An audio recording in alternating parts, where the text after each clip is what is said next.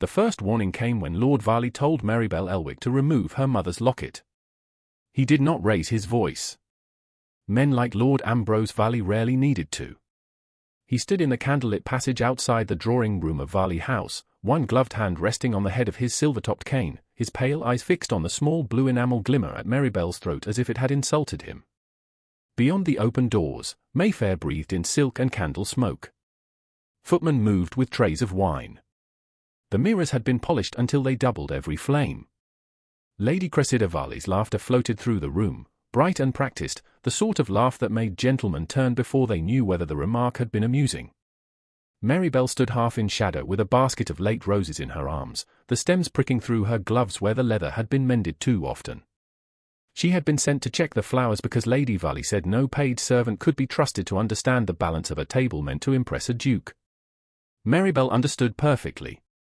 She understood that the tallest flowers belonged near Cressida's chair, that the best candles belonged near Cressida's complexion, and that Maribel herself belonged wherever she would be useful and unseen. "Your locket," Lord Varley said. "Put it away." Maribel's fingers closed over it before she could stop herself. The metal was warm from her skin. It was the only thing her mother had left her that no one in this house had managed to claim, sell, dismiss, or explain away. "It is already tucked beneath my fichu, my lord." "Not well enough." His gaze sharpened. "Tonight is important. I will not have odd little relics inviting questions." "It's only a locket," she said softly. His mouth tightened at the contraction of innocence in her tone. "Nothing is only anything in society." Maribel lowered her eyes, not because she felt small, but because looking directly at Lord Varley always seemed to please him when he imagined she was afraid. She had learned long ago that dignity sometimes required giving a cruel person no visible victory. Inside the drawing-room, Lady Cressida stood before the mantel in ivory silk embroidered with silver thread, her golden hair arranged in careful curls, her shoulders turned toward the door as if she expected the evening to enter in admiration of her. She was not beautiful by accident. Every ribbon, every pearl, every small tilt of her chin had been considered. Maribel had helped lace the gown that afternoon while Lady Cressida complained that the season had become intolerably dull now that every second girl in London had decided to chase his grace, the Duke of Calderwick. Of course, Cressida had said, studying herself in the glass, some women chase nothing because nothing would ever turn around. She had not looked at Maribel when she said it. She had not needed to. Now the same cousin glided toward the passage with a smile sweet enough to poison tea. "Papa, you mustn't frighten poor Maribel before dinner. She looks ready to vanish through the wallpaper." "I have no wish to vanish," Maribel said. Cressida's eyes swept over the plain muslin gown Maribel had been instructed to wear, pale grey because Lady Varley said colour made poor relations look ambitious. "No? How brave. Then you must take care not to be noticed for the wrong reason." She reached out as if to touch the locket. Maribel stepped back. It was a small movement, no more than a breath of resistance, but Cressida saw it. So did Lord Varley. For a moment, neither of them spoke. Maribel felt the weight of the house around her, the carpets purchased before her father's death, the chandeliers her uncle praised when creditors came to call, the walls that had heard her name spoken more often as a burden than as a person. She had come to Varley House at 14, after fever carried off her mother and debt carried off everything else. At first, she had believed gratitude might soften dependence. She had folded letters, read aloud to Lady Varley, copied invitations, mended lace, sat with elderly aunts, and remembered every preference of every guest who never remembered her. By 24, she had perfected the art of being present without occupying space. She could enter a drawing-room and know at once which chair was meant for rank, which for beauty, which for money, and which for the woman no one had thought to include. "Maribel," Lady Varley called from within the room, her voice smooth with warning. "The roses are drooping." They were not. Maribel went in anyway. The drawing-room smelled of beeswax, hothouse flowers, and ambition. The guests had not all arrived, but enough were present to begin the evening's quiet cruelty. Lady Fenwick sat near the fire, wrapped in violet satin, speaking to Lady Varley about a girl who had married badly because her family had allowed her to read too many serious books. Sir Edmund Vale examined the wine as if a man's character could be measured by a cellar. Two young ladies whispered near the pianoforte, their heads bending together when Maribel crossed the carpet. She placed the roses in a porcelain bowl and adjusted them with steady hands. A torn place in her glove caught on a thorn. She did not flinch. "Miss Elwick," Lady Fenwick said, drawing out the name as one might draw out a pin. "Are you still with your cousins this season?" Maribel turned. "Yes, my lady." "How fortunate for you. A household such as this must provide so much comfort." "Lady Varley is very generous," Maribel said. It was the expected answer. The safe answer. The answer that allowed everyone to continue pretending dependence was the same as affection. Cressida's smile widened. "Maribel is invaluable to Mamma. She remembers all the little tasks one forgets when one has actual engagements." A few guests smiled. Not loudly. That would have been vulgar. Society preferred its wounds delivered with polished silver. Maribel lifted the empty flower basket. "Then I am glad to be useful." "Useful," Cressida repeated. Such a sensible ambition. Maribel felt the locket beneath her bodice, hidden now, pressed between her stays and her heart. Her mother had fastened it around her neck the night before the fever worsened, hands trembling but eyes clear. "Never let anyone tell you that quiet means empty," she had whispered. "There are things hidden because they are precious, not because they are shameful." Maribel had been a child then. She had not understood why her mother wept when she closed the clasp. She understood less now, because the locket had become the one question no one would answer. Its blue enamel was too fine for their former cottage. Its gold was too heavy for a keepsake bought by a woman who had counted coins for bread. Inside, beneath the faded miniature of a dark-haired lady Maribel did not know, there was a small mark etched near the hinge. She had shown it once to Lord Varley. He had stared at it for a long moment, then told her not to invent importance where none existed. After that, he had never liked seeing it. "Maribel," Cressida said suddenly, "do stand by the side table when His Grace arrives. Not by the windows. The light there is unforgiving." Lady Fenwick gave a soft laugh. Maribel inclined her head. "As you wish." "And do not speak unless spoken to," Lady Varley added, gliding past with a fan of carved ivory. "The Duke of Calderwick is not a man who enjoys chatter." "Few men do when it comes from poor relations," Cressida murmured. Maribel looked at her then. Only for a second. Something in her gaze made Cressida's smile flicker. It was not anger. Anger would have been too easy for them to punish. It was simply the refusal to be entirely erased. "I shall do my best not to endanger the evening," Maribel said. "Do," Lord Varley replied from the doorway. "This dinner matters more than you understand." But Maribel did understand. She understood that House Varley's silver had been polished for a man whose fortune could make creditors patient. She understood that Cressida had been positioned like a jewel beneath the chandelier because a duke's attention could lift an entire family above rumor. She understood that her own presence was tolerated because blood, however inconvenient, could not be dismissed as easily as a servant. What she did not understand was why Lord Varley kept glancing at her throat as if the real danger in the room was not debt, ambition, or a duke's judgment, but the small hidden locket beating softly against her heart. The clock on the mantel struck 8. Conversation thinned at once. Outside, carriage wheels sounded over the stones, then stopped before the house. A footman crossed the hall.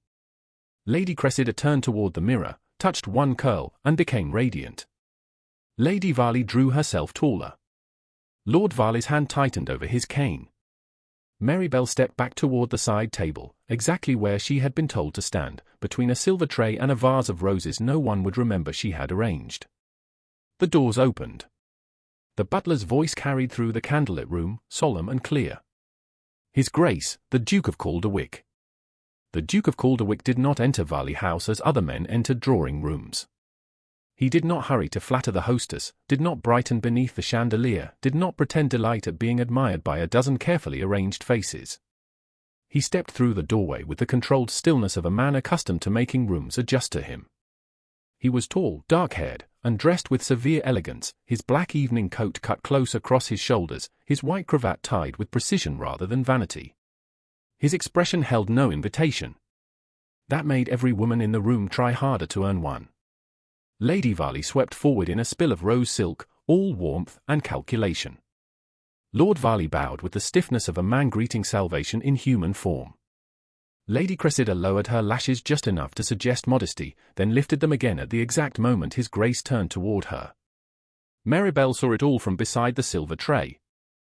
She saw the little shift in the room, the way rank moved through society like weather, altering every breath. The Duke inclined his head to Lady Varley, accepted Lord Varley's greeting, and glanced once across the assembled guests. His gaze passed over Maribel without pause. It should not have hurt. She had been arranged to be overlooked. Yet some foolish part of her, the part her mother had once kissed goodnight and called brave, felt the small coldness of it all the same. "Your Grace," Lady Varley said, "we are honoured beyond measure." "You're very kind, Lady Varley," the Duke replied. His voice was low, polished, and distant. "I trust one haven't delayed dinner." "Not at all," Cressida said before her mother could answer. "No one could accuse your Grace of arriving too late when the evening has only now become interesting." A few ladies smiled behind their fans. The Duke looked at Cressida. His expression changed by almost nothing, but Cressida seemed to take that nothing as encouragement. "Lady Cressida," Lord Varley said smoothly, "has been longing to hear whether your Grace found the recent Italian singer at the opera tolerable." "I found the audience more revealing than the singer," Benedict Harrowmere said. "London listens better when it is watching itself." Cressida laughed, though Maribel suspected she did not understand him. "How severe." "You must allow us to prove we can be less ridiculous tonight." "That would be a novelty," he said, and the corner of his mouth moved, not quite into a smile. The dinner gong sounded. Guests began to move. Maribel stepped back to let the procession form, but Lady Varley caught her eye and gave the smallest nod toward the sideboard. It meant remain useful. It meant do not expect a chair unless one must be filled. Maribel had known she would not dine at the main table unless numbers demanded it. A poor relation could be family when labor was required and an extra when consequence was not. She turned to check the decanter the footman had nearly forgotten, then carried a folded place card to Lady Varley. It was a tiny task. It placed her in everyone's path. "Ah," Lady Fenwick said as Maribel passed, "Miss Elwick is assisting us again." "How industrious." "Maribel enjoys being helpful," Cressida said. "It gives her something to do when conversation becomes difficult." Maribel set the place card down. "Conversation is rarely difficult, Lady Cressida. Listening is." The words were mild. Too mild to be called insolence. A silence opened anyway. Cressida's blue eyes narrowed by a fraction. Lord Varley's face warned Maribel that she would pay for that later. Then the Duke looked at her. Not past her this time. At her. His gaze was not warm, but it was direct enough to feel like a hand lifting a veil. Maribel held it for 1 second, then lowered her eyes because the room expected her to. "A practical distinction," he said. Maribel did not answer. She could not tell whether he approved or merely observed. Dinner drew them away, and for almost an hour she moved through the edges of the evening as she had been trained to do. The table glittered. Silver flashed under candlelight. Cressida leaned toward the Duke with stories shaped to flatter his taste, though she could not know his taste. Lord Varley praised estate management as if his own accounts were not held together by patience and borrowed promises. Lady Varley redirected every topic toward music, lineage, and the excellence of Cressida's education. Maribel sat at the lower end beside Sir Edmund Vale, who spoke to her only to ask whether she could pass the salt. She passed it. She listened. She learned. The Duke did not speak often, but when he did, men stopped interrupting and women stopped pretending not to care. He was not charming in the easy way. He had a colder power. It lay in the certainty that he would rather be disliked honestly than adored falsely. Once, when Cressida laughed too sharply at another young lady's expense, the Duke's eyes moved to Maribel again. She was not laughing. She felt seen for that, and the sensation unsettled her more than mockery would have done. After dinner, the ladies withdrew. The gentlemen remained for port, and the drawing-room filled with the softer danger of women alone with reputations to manage. Cressida came to Maribel near the pianoforte with a smile that had sharpened during the meal.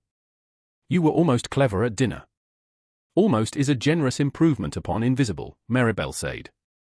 "Don't practice wit on me," Cressida murmured. It's unbecoming when one has no prospects. Then I shall save it for solitude. How sensible. Solitude is likely to be loyal to you. Before Maribel could answer, Lady Varley called Cressida to the sofa, where Lady Fenwick was asking about the Duke. Maribel took the chance to slip into the passage leading toward the smaller withdrawing room. She needed air that did not smell of judgment. She stopped beside a marble-topped console, closed her eyes, and let her fingers find the locket beneath her fichu. It steadied her. A foolish habit, perhaps. But it was hers.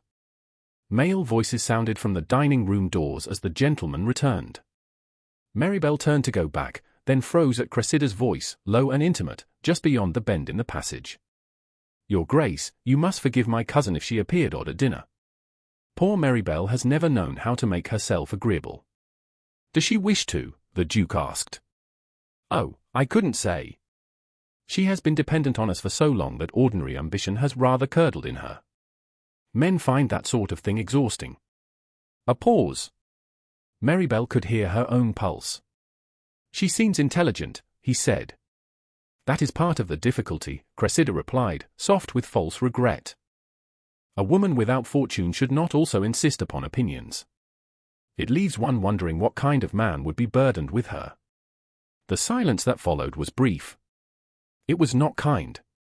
I pity the man who marries her, the Duke said.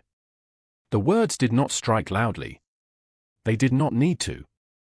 Maribel stood very still, one hand pressed to the locket, the other curled around the edge of the console until the cold marble bit through her glove. She had been mocked before. She had been dismissed in rooms brighter than this passage. Yet hearing that sentence in his voice made something inside her go quiet in a new way. Not broken. Emptied. She stepped back before either of them could turn the corner. Her heel brushed the rug. Cressida appeared at once, triumph quick in her eyes. There you are. We wondered where you had hidden yourself. The Duke stood behind her, his face unreadable. If he realized she had heard him, he gave no sign. Maribel made herself curtsy. Lady Varley asked for the blue shawl. Did she? Cressida moved closer. How useful you are. In the motion of passing, she let her fan knock Maribel's glove from her hand. It fell to the carpet. Cressida's slipper came down on one pale fingertip of the glove, pinning it there. Several guests at the drawing-room door turned. Someone smothered a laugh. Maribel looked at the glove, then at Cressida. She could leave it. She could surrender another small thing and pretend she had not noticed. Instead she bent, slowly and carefully, refusing to scramble. As she reached for the glove, the chain at her neck slipped free. The locket slid from beneath the lace and swung forward. Its clasp caught on the edge of her bodice, snapped open, and flashed blue and gold in the candlelight. The Duke went utterly still. Maribel saw his gaze fall to the tiny mark inside the lid, the mark near the hinge that no one had ever explained. All color seemed to leave his face. Cressida's smile faltered. How pretty, she said quickly. Some trinket from your mother, wasn't it? The Duke took one step forward. Not toward Cressida. Toward Maribel. His voice cut through the passage, quiet and absolute. Enough. No one laughed then. Not Lady Fenwick. Not Sir Edmund. Not even Cressida. Maribel closed the locket with fingers that did not tremble until the clasp clicked shut. She rose, glove in hand, and met the Duke's eyes. Something had changed there. Not tenderness. Not yet. Recognition. Shock. Perhaps even fear. He looked as though a ghost had opened its hand between them. Maribel curtsied again, because dignity was the only shield she had left, and walked back into the drawing-room before anyone could see what his words had cost her. Behind her, Benedict Harrowmere did not move until she was gone. Then he turned his head toward his valet waiting near the hall and said, very softly, "Find out where Miss Elwick obtained that locket." By noon the next day, every polished surface in Varley House seemed to know that the Duke of Calderwick had looked at Maribel Elwick as if she were no longer furniture. Lady Varley did not say so. Lord Varley did not ask. Cressida merely watched Maribel over the breakfast table with a brightness too sharp to be curiosity. Yet the servants moved more carefully around her, and even the footman who brought the letters glanced once at the chain hidden beneath her collar before remembering himself. Maribel had slept little. The Duke's words had returned in the dark, each time quieter and somehow worse. She had thought herself accustomed to being pitied. She had been pitied for her dead mother, for her lack of fortune, for her plain gowns, for the years passing without suitors. But pity spoken by a stranger was one thing. Pity spoken by a man whose voice had made a room obey him was another. It felt less like mockery than judgment. Still, the locket had changed him. That was the thought she did not know how to set aside.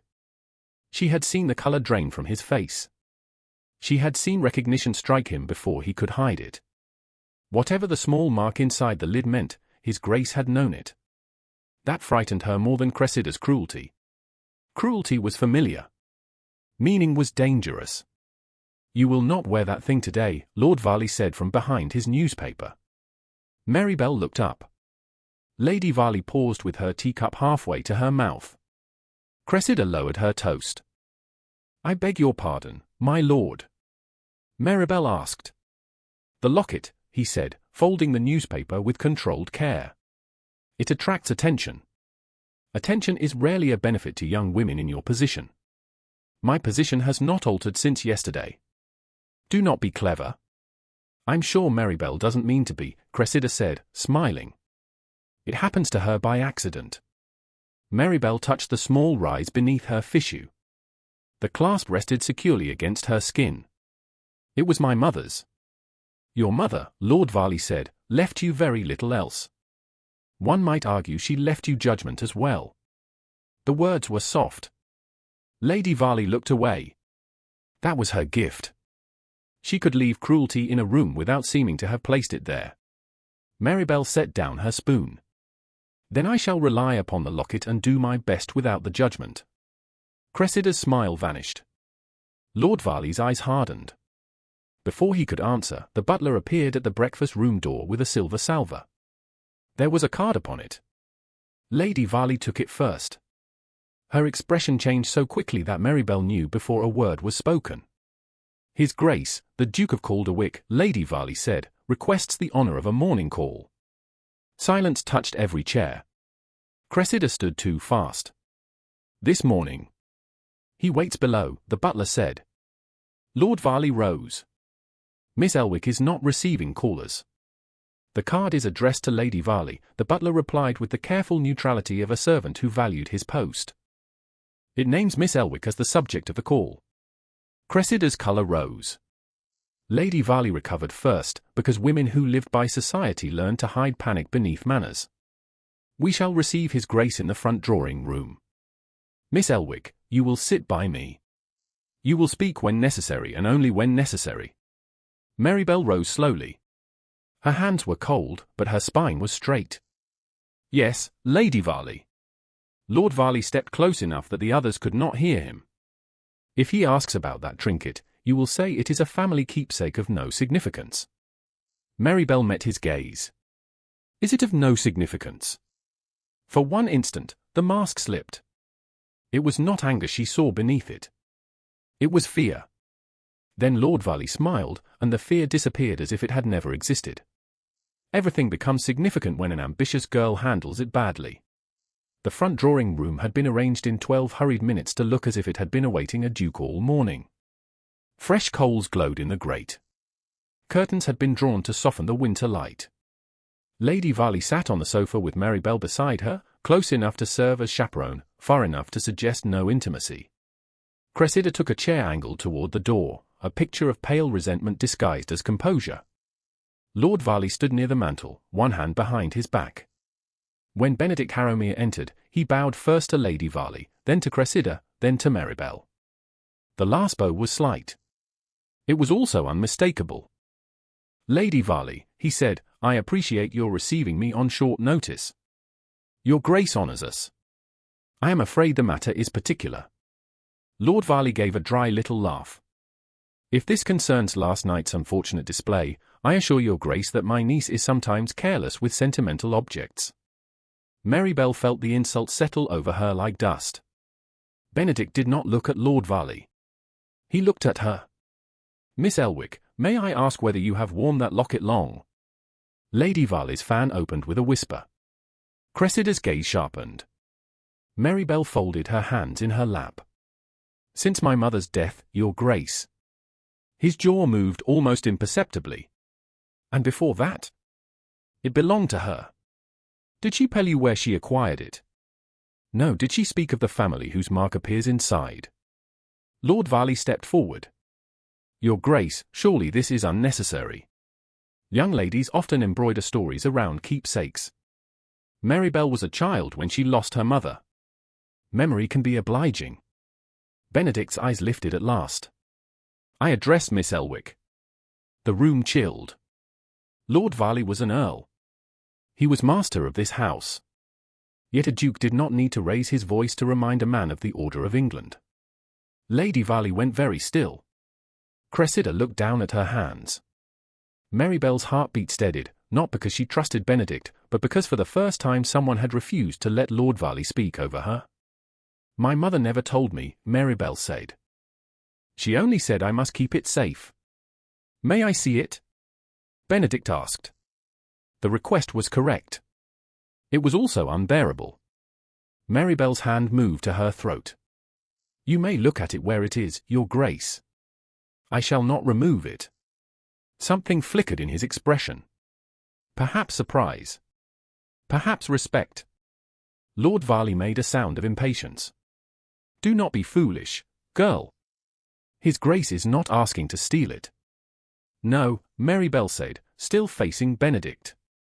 But many people ask to hold what does not belong to them, and some never return it. Lady Varley drew in a breath. Cressida stared. Maribel had not meant to say so much. Yet once spoken, the words stood in the room with more courage than she felt. Benedict inclined his head. Then I will not ask again. It was the first kind thing he had done that did not feel like an order. Maribel drew the locket from beneath the lace. The blue enamel caught the pale daylight. Benedict stepped close enough to see, but not close enough to touch. His gaze fixed on the tiny mark near the hinge. The change in him was quiet and complete. His face lost its social hardness. For a moment, he was not a duke at all, but a brother looking across years at something he had mourned. That crest, Maribel said, her voice lower than she intended. You know it. He looked at her then, and the room seemed to narrow until Lady Varley's fan, Cressida's envy, and Lord Varley's anger all fell away. Yes. What is it? Harromer. The word entered the room like a door opening. Lord Varley's cane tapped once against the floor, though he had not meant it to. Benedict heard. So did Maribel. That cannot be, Lord Varley said. I do not deal in impossibilities when evidence is before me. Benedict's voice had gone cold again, but this time the cold did not point at Maribel. Miss Elwick, that locket belonged to my sister. Maribel could not speak. The locket seemed suddenly heavier than gold, heavier than memory. Your sister? Lady Isolde Harrowmere, he said. The name caused Lady Varley's fan to stop moving. Cressida looked to her father, and in that look Maribel saw confirmation before any confession could come. There was a story here. A buried one. Lord Varley knew it.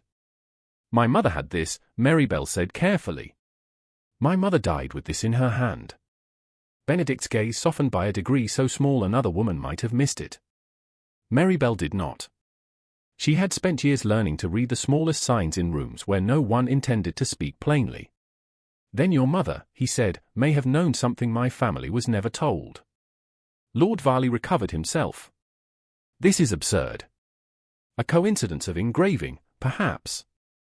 Some jeweller's imitation.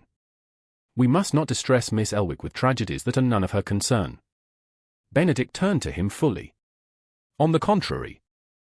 If my sister's locket came to Miss Elwick through her mother, then Miss Elwick is very much concerned. Cressida rose with a little laugh that cracked at the edges. How dramatic this is becoming. Maribel, you never told us you possessed ducal treasures. I did not know, Maribel said. No, Benedict replied, still watching Lord Varley. I believe she did not. That sentence changed the air more than any apology could have done. It did not erase what he had said the night before. Nothing could. but it placed one firm stone beneath Maribel's feet. He believed this much. He believed she was not lying. Lord Varley's face had become smooth as sealed wax. Your Grace, I must insist that any further discussion be directed through me.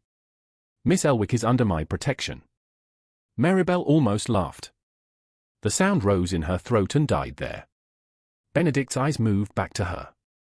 Is that so, Miss Elwick? The question startled her. Not because it was difficult, but because he had asked it of her. I live in Lord Varley's house, she said. That is not the same answer. Lady Varley whispered, Maribel. Maribel looked down at the locket. The little lid rested open, revealing the faded miniature and the mark that had made a duke forget his manners. Her mother's face came to her, pale with fever, fiercely gentle. Keep it safe. Not hidden. Safe. Maribel closed the locket with a soft click. No, Your Grace, she said. It is not the same answer. Benedict held her gaze for a long breath. Then he bowed, not to the room, but to her. I will not press you further today. But I intend to learn how my sister's locket came into your mother's keeping. Lord Varley said, I cannot permit this intrusion. Benedict turned at the door. His expression had returned to marble, but his voice carried something sharper beneath it. You mistake inquiry for intrusion, Lord Varley. I assure you, there is a difference. He left behind a room full of people who did not move. Maribel remained seated with the locket closed in her palm, feeling for the first time that the object she had guarded all her life had not merely survived the past. It had brought the past to her door. For the rest of that afternoon, Varley House behaved as if a fire had been lit beneath its carpets and everyone had agreed not to mention the smoke. Lord Varley shut himself in his study and sent 3 servants away for walking too loudly. Lady Varley developed a headache that required lavender water, closed curtains, and the silence of everyone except the people she wished to scold. Cressida did not pretend calm. She followed Maribel into the small morning room after luncheon, closed the door with delicate care, and smiled as if the room belonged to her by divine law. You must be very pleased with yourself. Maribel stood by the little writing table where Lady Varley kept household notes she preferred Maribel to copy. The locket lay beneath the high lace of her gown, closed and warm against her skin. I do not know what there is to be pleased about. Don't be dull. It doesn't suit you. His Grace came here for you. His Grace came here for the locket. That is worse. Cressida crossed the carpet, her pale gown whispering softly around her ankles. Do you understand what you have done? You have made yourself interesting. Maribel looked down at the list of candles to be ordered before the next dinner. Her name had never appeared on any list that mattered, yet suddenly a dead woman's jewel had shifted the balance of the house. It would have been satisfying if it had not been so dangerous. If a family keepsake is interesting, that is not my doing. A family keepsake. Cressida laughed under her breath. You are very quick to put noble language around poverty. Yesterday it was a trinket from your mother. Today it is a mystery fit for a duchess. Maribel set down the pen. Do you want something from me, Cressida? I want you to remember that gratitude is more becoming than ambition. Then I hope ambition never becomes necessary. Cressida's smile sharpened.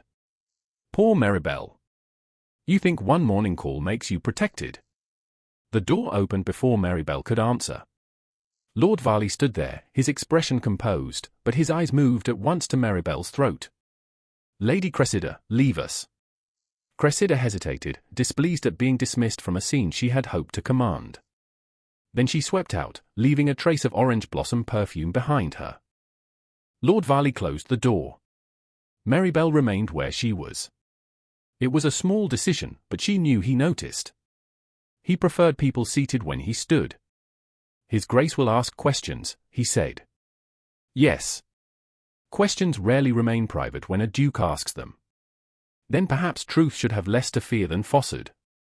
He moved closer. You know nothing of truth. You were a child when your mother died. A sickroom memory, a sentimental jewel, and a grieving imagination are poor foundations on which to challenge a family. I have challenged no one. You will. The certainty in his voice chilled her more than anger would have.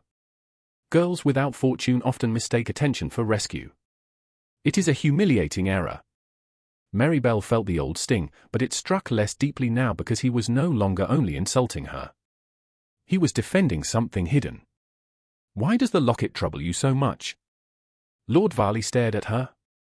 For one suspended moment, she thought he might answer. Then his mouth curved. Because I dislike seeing my household made ridiculous. By blue enamel. By presumption. He turned toward the door.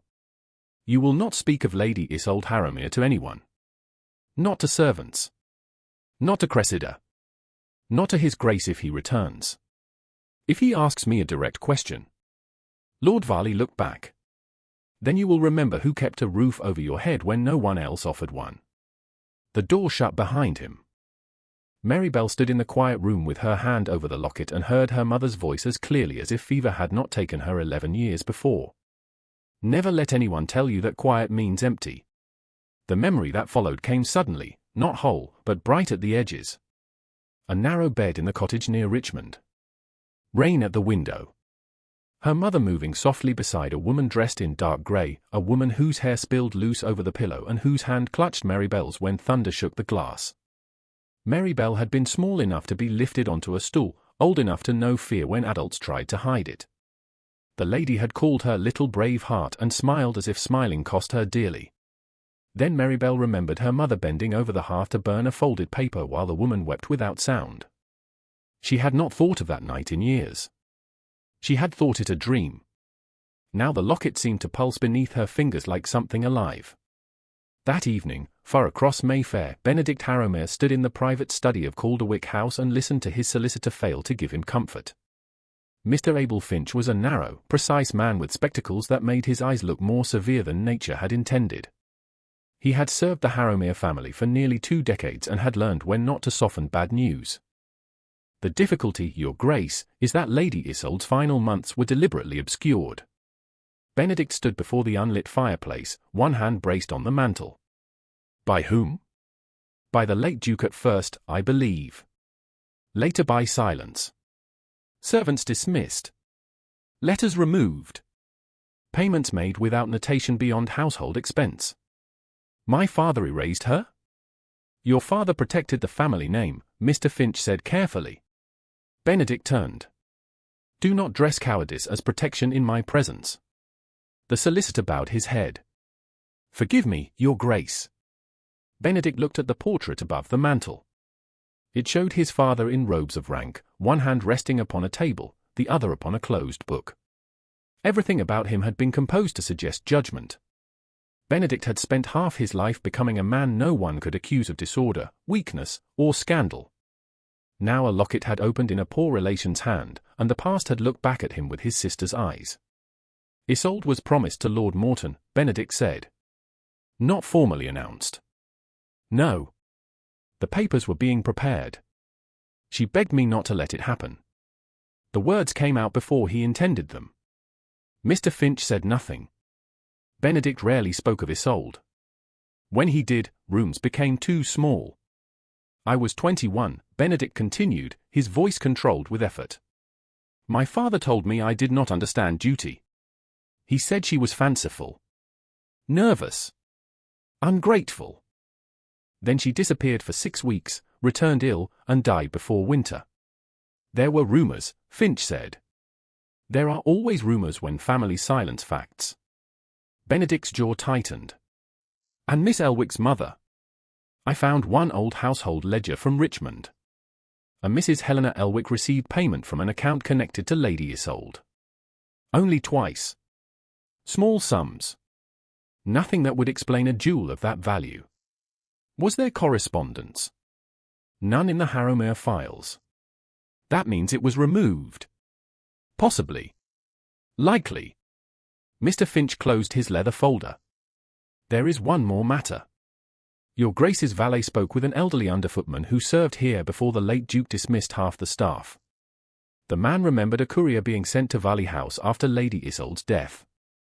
Benedict became very still. Varley House? Yes, Your Grace. He carried a sealed packet. The old servant could not say what it contained, only that it bore Lady Isolde's private seal and was addressed to Lord Ambrose Varley. The name settled into the room like a weight. Benedict turned from the mantel, and the candlelight cut hard lines across his face. Why would my sister write to Varley? That is the question. No, Benedict said quietly. The question is why Varley never mentioned receiving anything from her. Mr. Finch replaced the ledger in his case. Shall I make formal inquiry? Not yet. Varley will bury whatever remains if he sees a solicitor before I see the ground. Benedict crossed to the window. Outside, London rolled on beneath lamps and carriage wheels, blind to one woman's locket and another woman's vanished courage. He thought of Maribel Elwick refusing to remove the chain from her neck. He thought of how she had said that many people asked to hold what did not belong to them and some never returned it. Shame moved through him, precise and unwelcome. He had judged her before he knew her voice. He had pitied the man who might marry her while she stood close enough to hear. Now every fact he uncovered made him suspect that the woman he had dismissed had been guarding the last honest piece of his sister's life. Find the dismissed servants, he said. Quietly. Begin with anyone who served Isolde personally. Yes, Your Grace. And Finch. Your Grace? Benedict did not turn from the window. If Lord Varley has hidden something that belonged to Miss Elwick, I will have it brought into daylight. The solicitor gathered his papers. And if the matter damages both houses? Benedict thought of Maribel's face when she closed the locket, wounded but unbowed. Then both houses should have chosen truth sooner. By the time Mr. Finch left, a rumour had already begun to travel through 2 drawing rooms and 1 milliner's shop. It said Miss Elwick had used a borrowed trinket to attract the Duke of Calderwick. By midnight, the rumour had grown prettier and crueler. It said she had invented a connection to a dead lady. By morning, Cressida would make certain it had teeth. By the following evening, the rumour had dressed itself for the opera. It travelled in kid gloves and pearl earrings, whispered behind fans, repeated in carriage shadows, and carried with particular sweetness by women who never forgave another woman for becoming interesting without permission. Maribel learned its newest shape while standing in Lady Cressida's dressing room, fastening a row of tiny pearl buttons along the back of her cousin's pale green gown. They are saying you claim His Grace's dead sister gave your mother a jewel, Cressida said, watching Maribel in the mirror. How imaginative grief can become when it sees a coronet nearby. Maribel drew the last button through its loop. I have claimed nothing. No. That is the cleverness of it, isn't it? You let the Duke look troubled, then let everyone else invent the story. I did not ask him to come. Men like Calderwick do not come unless something has been dangled before them. Cressida turned, her perfume bright and sharp. Do be careful tonight. The opera is less forgiving than a private drawing room. One wrong look, and people will decide you are either scheming or pathetic. Have they left me a third option? Maribel asked. Gratitude. Lady Varley entered before Cressida could continue, carrying a pair of emerald drops in her palm. She glanced at Maribel's gown, a soft brown silk trimmed modestly at the sleeves, chosen because it was respectable and nearly invisible under candlelight. You will sit behind Lady Fenwick, she said. The second row in our box will suit you. Yes, Lady Varley. And the locket will remain hidden. Maribel's hand went to her throat. It will remain safe. Lady Varley's eyes cooled at the distinction. Maribel, your uncle has been patient. My uncle has been concerned. Concern is a form of patience when one shelters a young woman without fortune. Maribel looked at the emerald drops in Lady Varley's hand, at the easy wealth her aunt carried as if it had never cost anyone anything. Then I shall try not to exhaust either quality. Cressida laughed softly. Lady Varley did not. Do not mistake a duke's curiosity for regard. His Grace is known to examine difficulties closely before discarding them. The words should have wounded. They did, but not as Lady Varley intended. Maribel no longer believed the locket was merely a sentimental inconvenience. She had seen Lord Varley fear it. She had heard Benedict say Lady Isolde's name as though it had never healed in his mouth. Curiosity was not kindness. Yet curiosity had opened a door that fear had kept shut for years. When the Varley carriage rolled toward the King's Theatre that night, London glowed beneath lamps and mist, every window bright with the season's restless appetite. Maribel sat opposite Cressida, her gloved hands folded, the locket tucked beneath her bodice. Lord Varley had not joined them. He claimed business, though Maribel suspected business now wore the shape of old papers and locked drawers. At the Opera House, warmth and noise met them in a single glittering wave. Jewels flashed. Silk brushed silk. Gentlemen bowed in the corridors, and ladies looked without seeming to look at all. The Varley box held 6 chairs. Lady Cressida took the front as if born there. Lady Varley sat beside her. Lady Fenwick occupied the other forward seat and spread her violet skirts with the authority of age and gossip. Maribel found her assigned place behind them, partly hidden by the curtain, close enough to be summoned and far enough to be forgotten. She had scarcely removed her gloves when Lady Fenwick leaned back and let her gaze drift to Maribel's throat. "Miss Elwick, I hope you have not brought your famous treasure into such a public place." Cressida's fan paused. Lady Varley became very interested in the stage. Maribel felt 3 pairs of eyes from the neighbouring box turn. "I brought only what belongs to me, my lady." "How very bold." "London is full of young women who discover heirlooms at convenient moments." "Then London must be full of careless families," Maribel said quietly. "Heirlooms should not be so easily lost." Lady Fenwick's brows lifted. Cressida's fan snapped open. The neighbouring box went still. Maribel's heart beat hard, but her face remained calm. It was one thing to endure insult in a hallway. It was another to permit a dead mother's last gift to be handled like a social joke. Lady Fenwick recovered with a small laugh. A spirited answer from a quiet girl. "Quiet does not mean vacant," Maribel replied. "It usually means one has listened long enough." The curtain had not yet risen, but the box seemed suddenly brighter. Cressida leaned close, her smile fixed. "Maribel, don't make a performance of yourself before the performance begins." "I have no wish to perform." "Then stop trying to be noticed." Before Maribel could answer, a shift moved through the corridor outside the box. The sound was subtle. A hush, then a recognition, then the soft rearranging of people who had discovered rank nearby.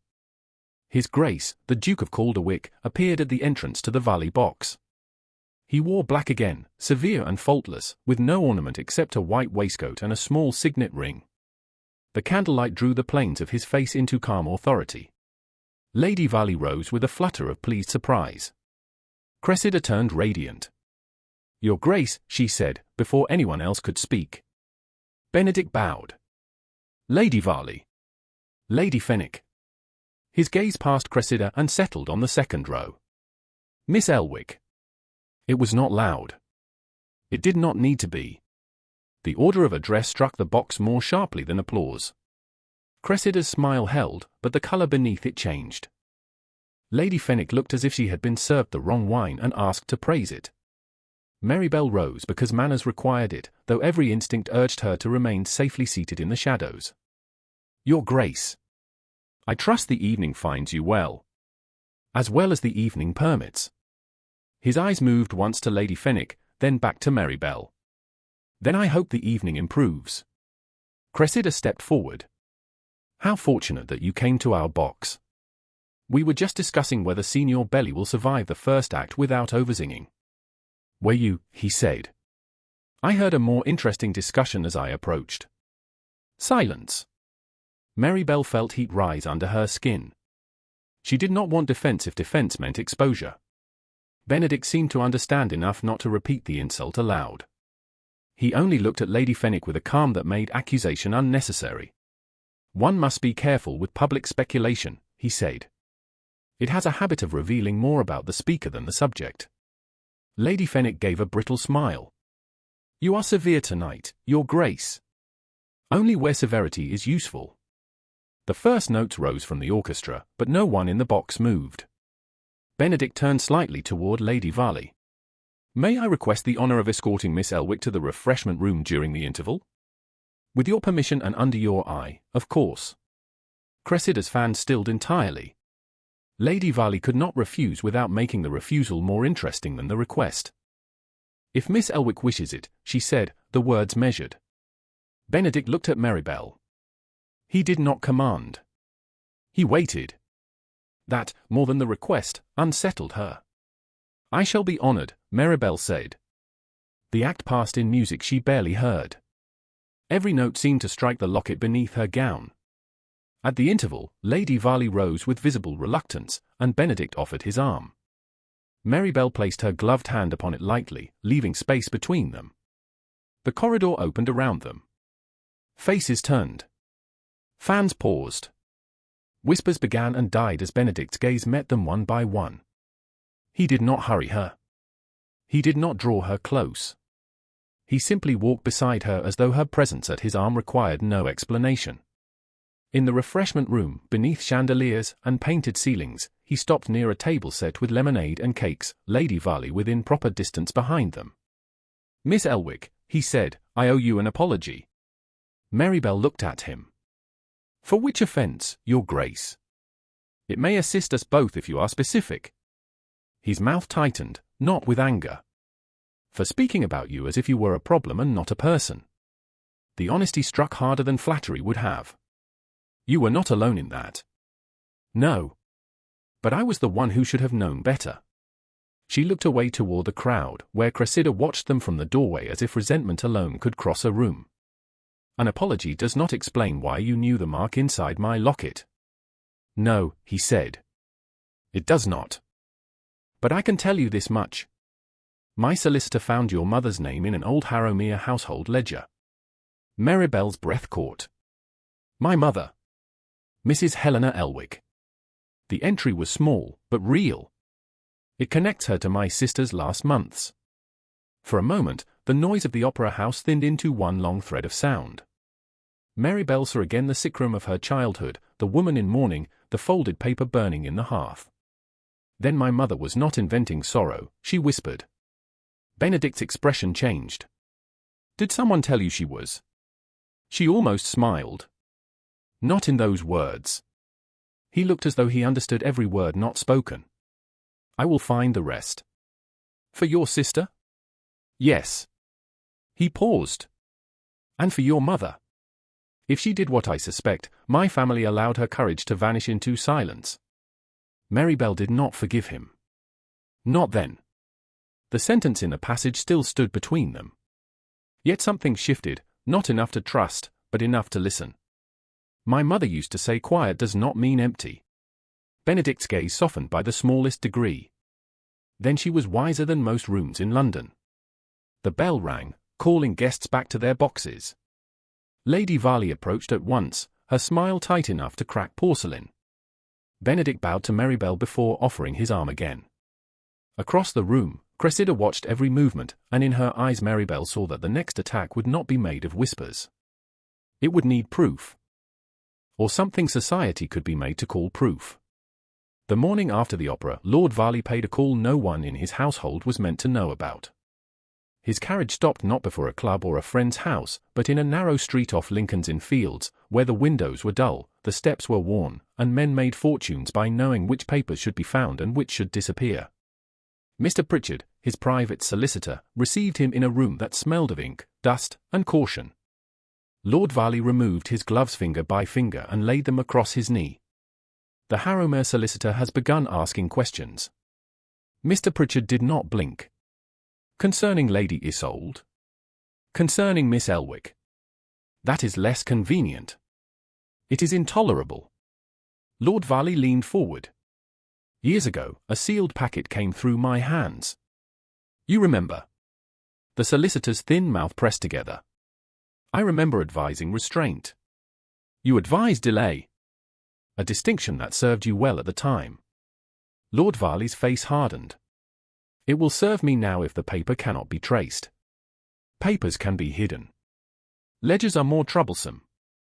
People are worst of all. Then make certain people do not speak." Mr. Pritchard looked at the closed door before answering. "If His Grace of Calderwick believes his sister's reputation is involved, he will not frighten easily. Dukes are men. Men dislike scandal when it stains their own name. Unless guilt makes them reckless." The word guilt settled badly between them. Lord Varley stood and moved to the window, though there was nothing outside worth seeing. "Miss Elwick is a dependent girl with no fortune, no father, and no standing. If London believes she has tried to use a stolen ornament to invent a connection with a Duke, Calderwick will step back. He must. Even grief bows to reputation. Mr. Pritchard closed a file with slow care. That would require more than rumour. Lord Varley's smile was small and cold. My daughter understands society better than any lawyer. By noon, Cressida had transformed her anger into elegance. She entered Maribel's sitting room carrying a folded note and wearing the expression of a woman prepared to be generous in front of witnesses. Lady Varley followed with her fan, while Maribel sat near the window mending a rip in one of her own gloves. Maribel, Cressida said, I have been thinking. That must have been tiring, Maribel replied before wisdom could stop her. Lady Varley's fan snapped shut. Cressida's smile held, but only because she valued victory more than temper. I have been unkind. That startled Maribel more than any insult would have. She set the glove in her lap. Have you? Don't make it difficult. I am trying to be gracious. Then I shall try to recognize the effort. Cressida crossed the room and offered the note. Lady Sefton has approved additional attendance at Almack's tomorrow evening, and Mamma thinks you should accompany us. Properly. Not as an afterthought. Lady Varley's face did not support that sentence, but she allowed it to live. It would be useful, she said, for people to see that our family is united. Your recent notice has created unfortunate speculation. My recent notice, Maribel repeated. You mean the fact that His Grace spoke to me? People have taken an interest, Cressida said. An interest can be softened if one appears modest and grateful. Maribel looked at the note. Almack's was not merely another assembly room. It was a temple with candles, music, and rules sharp enough to cut reputations cleanly in half. A girl could be elevated by being seen there or damaged by being seen wrongly. Why? She asked. Cressida tilted her head. Because despite your suspicion, I do not wish to see you ruined. That is charitable. It's practical. If you look foolish, we all suffer. There it was.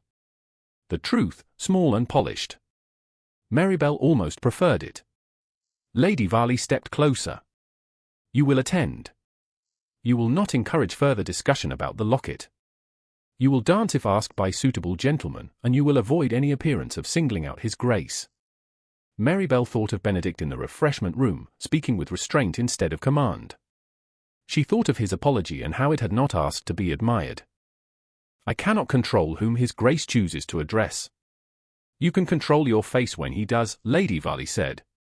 Hope is unbecoming when everyone can see it. Maribel looked down at the glove in her lap. One fingertip was torn. She had meant to repair it neatly, but the thread had knotted. Then I shall wear no hope at all. Later that afternoon, a note arrived from Calderwick House. It was brief, formally worded, and written in a hand as controlled as the man himself. Miss Elwick, I am informed that you are to attend Almack's tomorrow. I would urge caution. Where public curiosity gathers, cruelty often dresses itself as concern. I will not presume to advise you beyond this, except to say that if you choose to attend, I shall not mistake courage for invitation. B.H. Maribel read the note twice, then held it near the small fire until the edge browned. She did not burn it. She folded it and placed it beneath the lining of her sewing box. She was not foolish enough to treasure a warning from a man who had wounded her. Yet she was honest enough to admit that he had not tried to command her. That mattered. At dusk, she went below stairs to fetch a length of ribbon Lady Varley wanted changed on Cressida's cloak. The house was in its restless hour, neither day nor evening, with servants hurrying through corridors while family voices floated above them like weather. Near the back passage, Maribel heard a muffled sob. She turned and found a young maid named Betsy standing beside the linen press, both hands clenched in her apron. Betsy was barely 17, red-haired, freckled, and usually so quick that Lady Varley called her careless simply because she moved faster than anger could follow. Betsy, Maribel said softly. What has happened? The girl jerked upright. Nothing, miss. Nothing rarely cries into folded sheets. Betsy shook her head too hard. Please don't ask me. I'll lose my place. Maribel stepped closer, keeping her voice low. Who threatened that? Betsy's eyes filled again. No one, miss. I mean, not exactly. Was it Lady Cressida? The maid pressed her lips together, which was answer enough. Maribel glanced down the passage. Empty. Tell me only what will keep you safe. Betsy swallowed. Her ladyship asked me to go into your room tomorrow before we leave. She said I was to tidy your jewel case. My jewel case has nothing in it worth tidying. She gave me a key. The girl's voice broke on the last word. She said if I didn't do as told, she'd say I stole ribbon from the blue chamber. I didn't, miss. I swear I didn't. Maribel's skin went cold. Where is the key? Betsy drew a small brass key from her apron pocket with trembling fingers. It was too new, too clean, and not made for any door a maid should open. Maribel took it, then immediately pressed it back into the girl's palm. Listen to me. You will not go into my room alone tomorrow. But she'll dismiss me. No. She will try to frighten you. That is not the same as having power if someone else sees clearly. Betsy looked at her as though kindness itself were suspicious.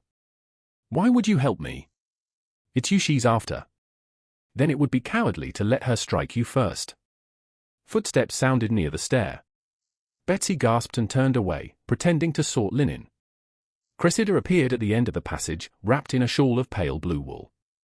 Her gaze moved from Betsy to Maribel and back again. How domestic, she said. Should I ask what secrets are being shared among the sheets?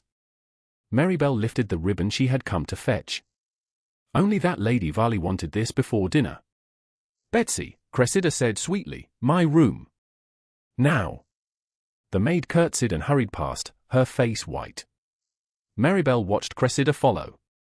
She waited 3 breaths, then moved silently to the turn of the passage where the wall shadowed her from view. Cressida's door had not closed fully. Through the narrow gap, Maribel saw the maid standing rigid beside the dressing table.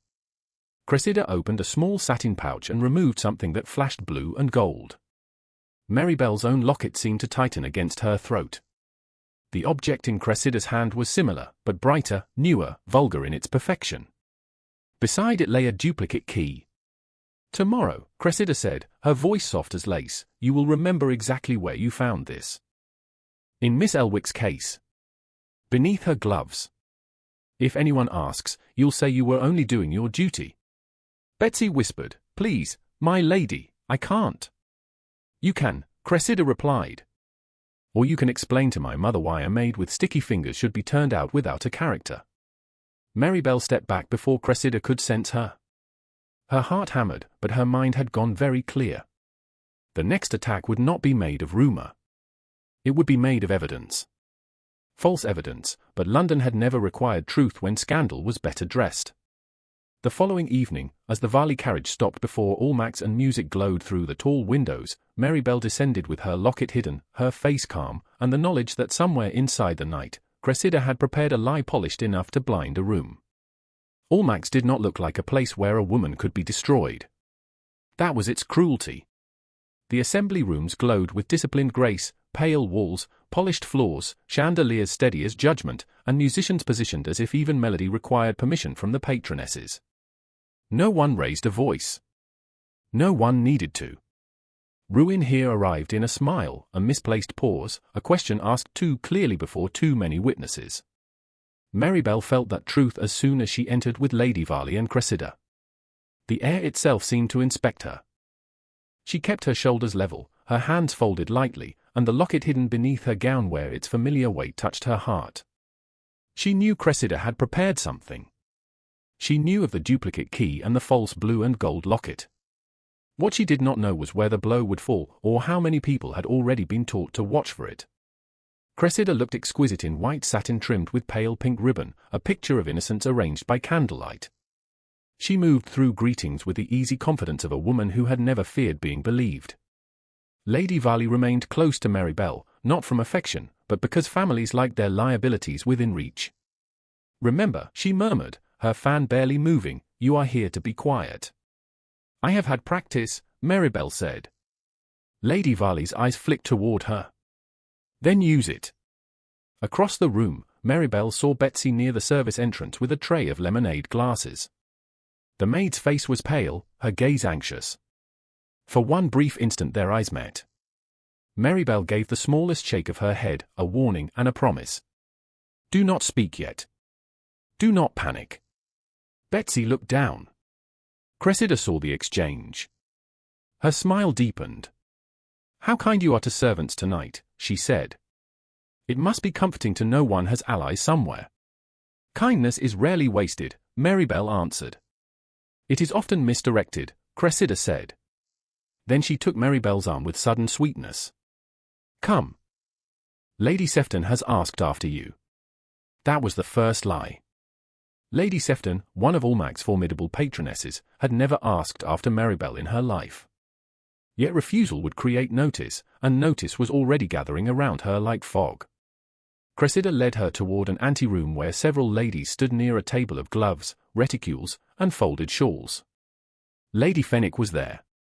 So was Mrs. Morby, who had carried 3 scandals across London in one season without once appearing to hurry. At the far side of the room, Lady Varley paused beside the doorway, as if waiting for a cue. Maribel's mouth went dry. Lady Sefton is not here, she said. Isn't she? Cressida released her arm. How careless of me. A small sound came from near the table. Something had fallen. Blue enamel flashed against the carpet. Lady Fenwick turned first. What is that? Cressida stepped back with a little gasp timed so perfectly that several faces turned at once. Maribel. Maribel did not move. On the carpet lay a locket shaped almost like hers, too bright, too new, its gold unsoftened by years of touch. To anyone without love or memory, it would look the same. That is not mine, she said. Lady Varley moved into the anteroom, her face pale with practiced distress.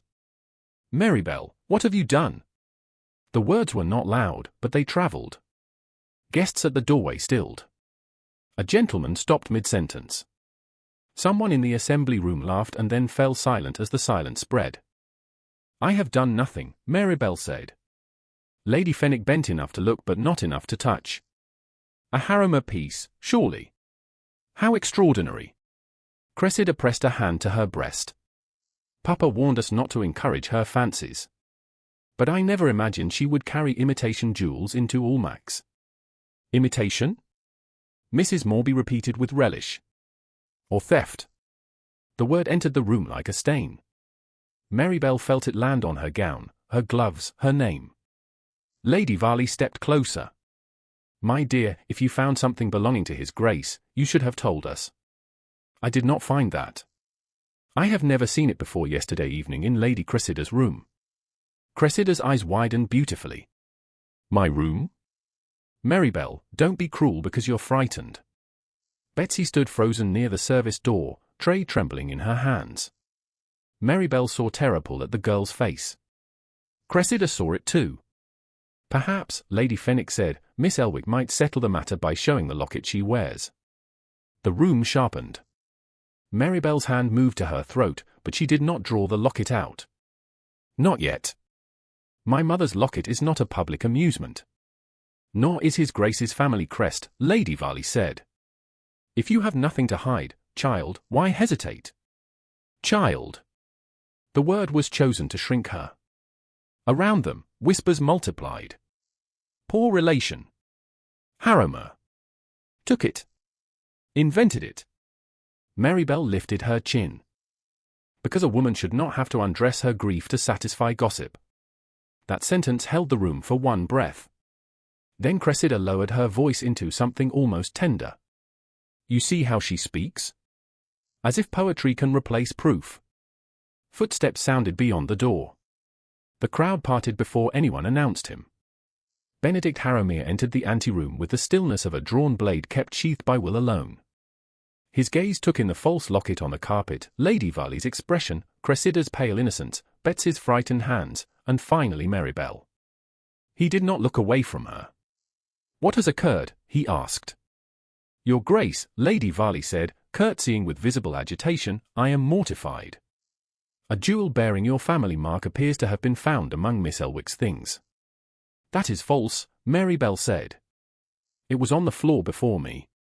Cressida said softly. She's confused. The attention has been too much for her. Benedict's eyes turned to Cressida. Do not answer for her. Cressida's lips parted, then closed. Lady Fenwick pointed with her fan. The object is there, Your Grace. Miss Elwick also wears another. Surely you must wish to compare them. Benedict stepped toward the fallen locket and crouched just enough to see it clearly. He did not touch it. Maribel watched his face. He saw something. A difference. His expression did not change for the room, but it changed for her.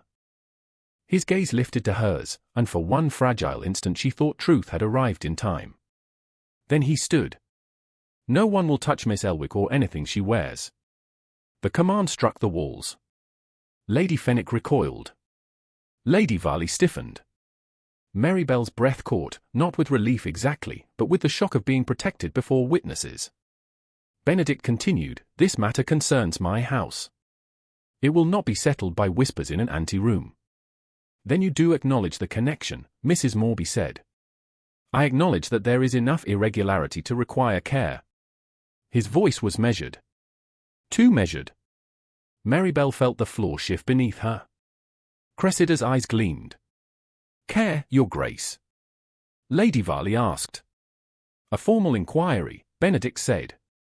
Conducted privately, with proper witnesses, before any public conclusion is drawn. He meant to stop the feeding. Maribel understood that. He meant to place walls around a fire before it burned through every room in London. Yet the words closed around her like a cage. Inquiry. Witnesses. Conclusion. He had not called her guilty. But he had not called her believed. The room heard it. Cressida heard it best of all. Her mouth trembled with suppressed victory. How wise, she whispered. Maribel drew the locket from beneath her gown. Gasps stirred around her as the true blue enamel caught the light, older, deeper, worn by years and by a dying woman's hand. She held it closed in her palm, not offering it to anyone. This was my mother's, she said.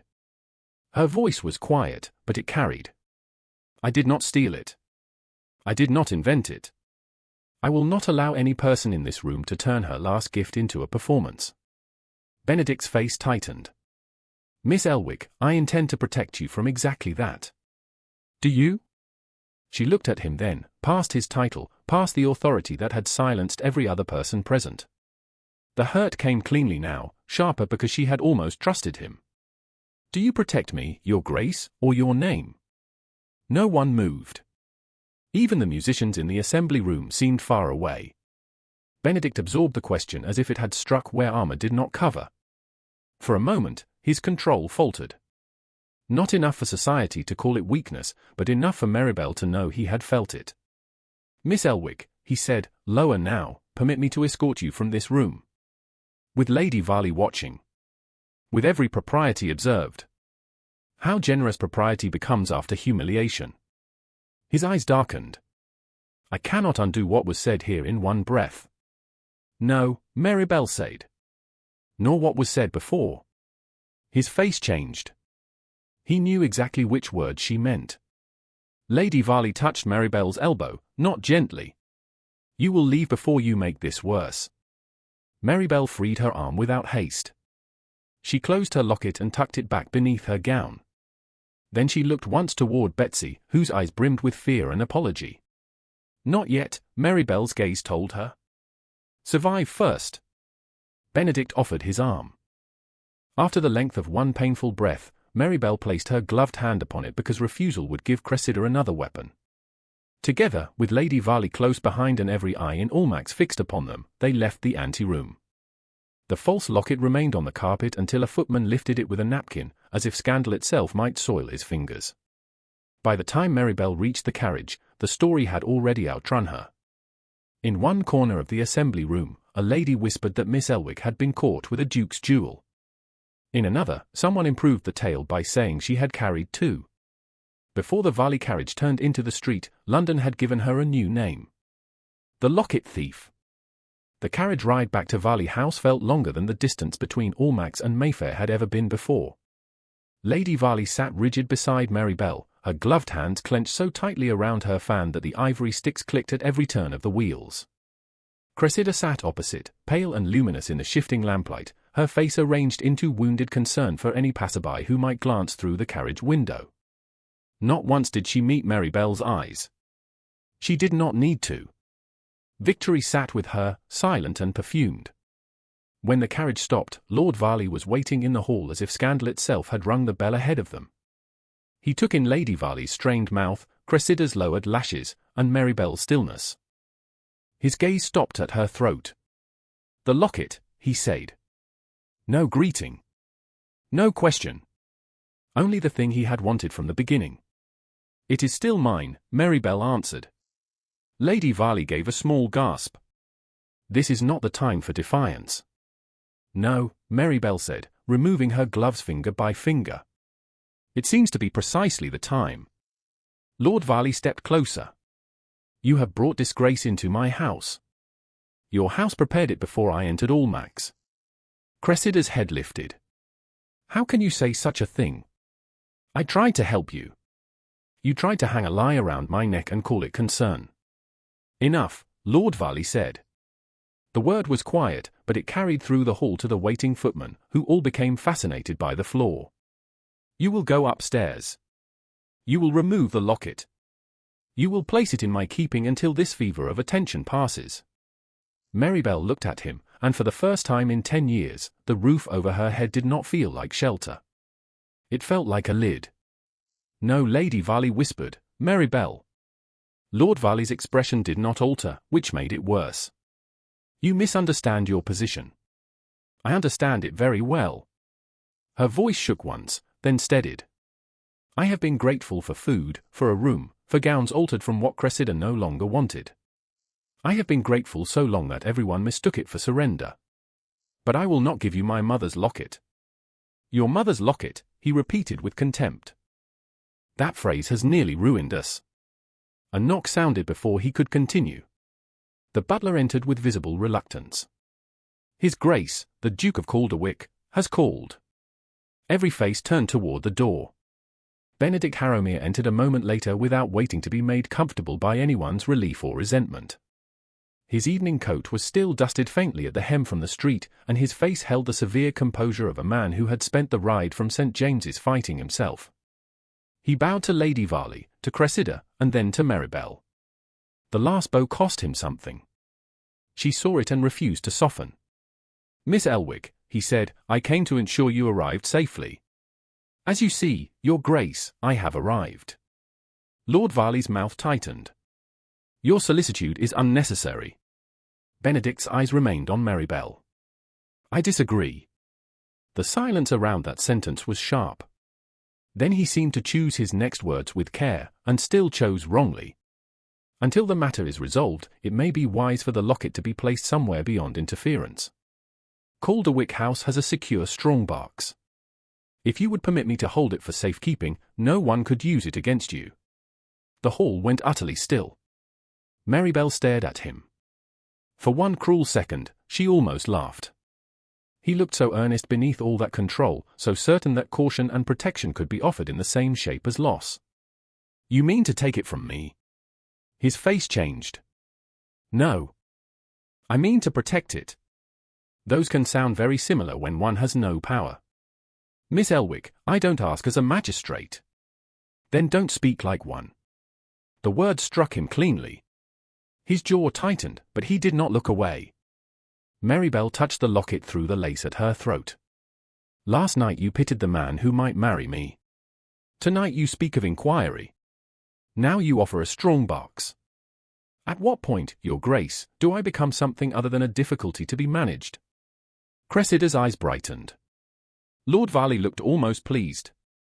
Benedict saw it, and shame moved across his face before he mastered it. "You are right," he said quietly. "I have spoken badly. You have spoken truthfully enough." "No," he said, lower. "I have spoken from fear." "That is not truth." The admission unsettled the room more than anger would have. Maribel felt its weight, but she could not afford to carry it for him. "Keep your strongbox, Your Grace." Lord Varley seized the opening. If Miss Elwick refuses reason from you, perhaps she will accept it from her family. Family does not threaten a woman into surrendering her last inheritance, Benedict said. Careful, Lord Varley replied. This is still my house. Then conduct yourself in it with honor. For a moment, rank and rage stood face to face beneath the chandelier. Maribel realized with sudden clarity that if she remained, every man in the hall would continue arguing over where her locket should be kept, as if her own hands were the least trustworthy place in England. She curtsied once to Lady Varley, once to Benedict, and not at all to Lord Varley. I am going upstairs. Cressida smiled faintly. To think? To pack. The word fell small and final. Lady Varley stood. You will do no such thing. I will. Mrs. Althea Penrose lives in Half Moon Street. She was my mother's friend. She has offered me refuge more than once. Lord Varley's eyes narrowed. You will not leave this house at night like some ruined adventuress. Then I shall leave like a woman who has finally understood the difference between dependence and protection. No one stopped her on the stairs. Perhaps they were too shocked. Perhaps Benedict's presence prevented it. Maribel did not look back to see which. In her room, she packed little because little had ever been hers. 2 gowns. A shawl. Her sewing box. The note Benedict had sent before Almack's remained beneath the lining, and after a moment she left it there. She did not yet know whether it was proof of warning or proof of failure.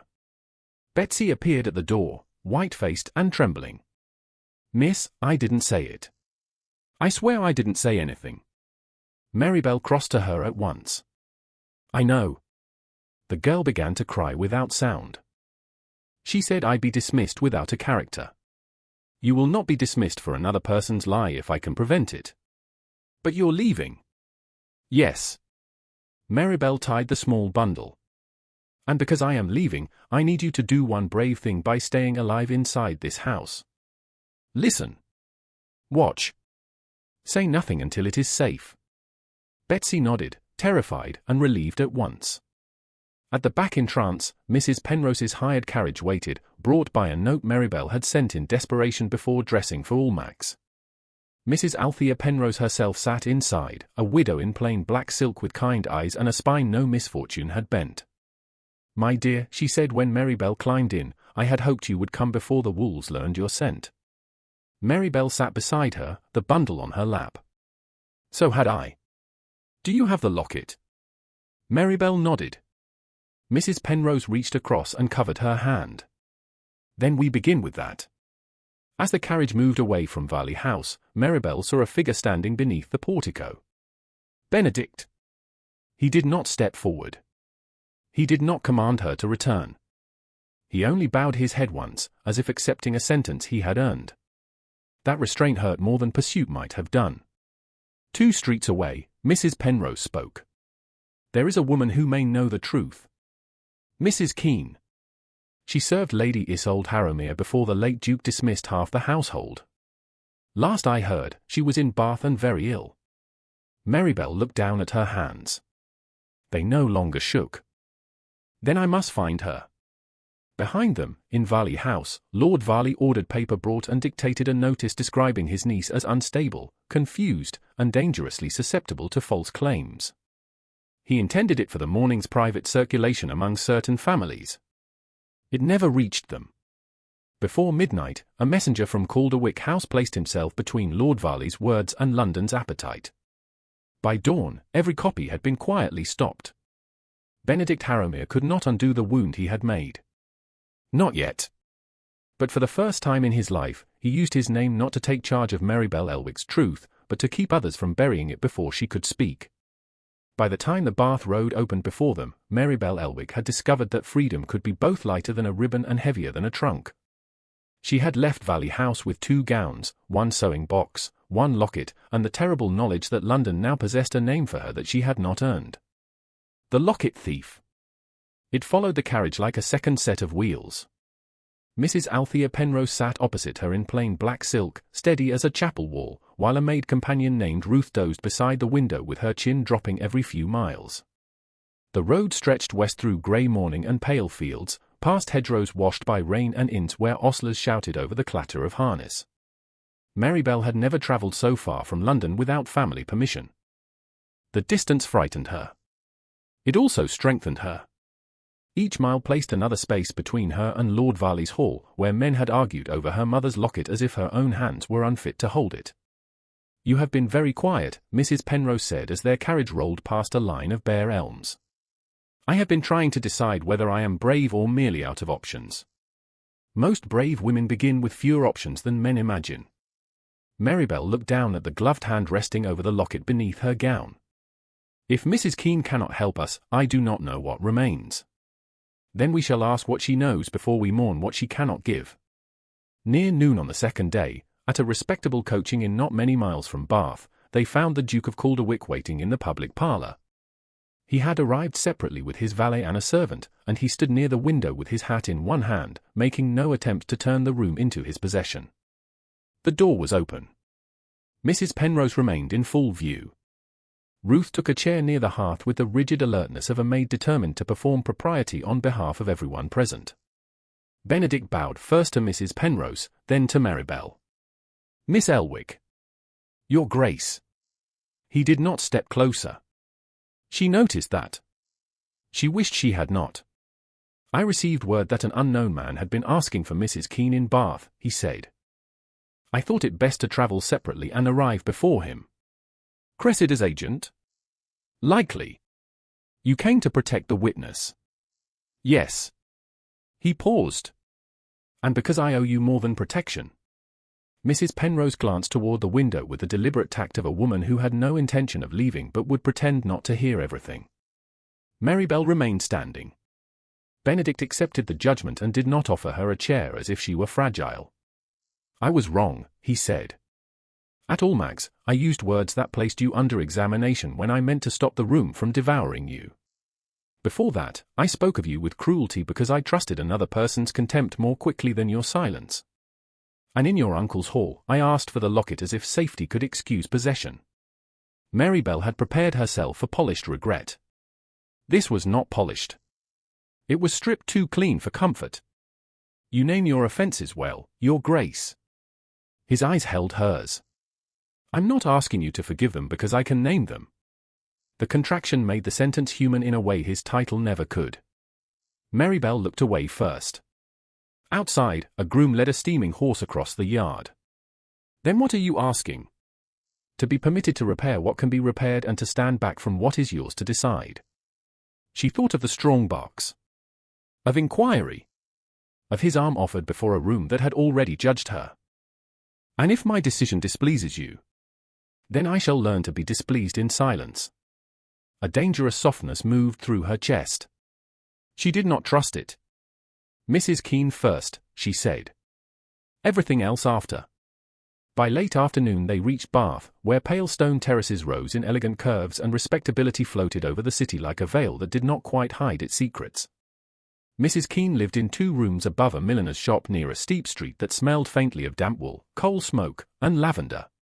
She was smaller than Maribel expected, a narrow woman propped against pillows, with silver hair tucked beneath a cap and eyes that had not surrendered their sharpness to illness.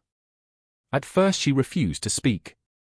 Then Benedict removed his glove and showed the Harrowmere signet ring. Her expression changed.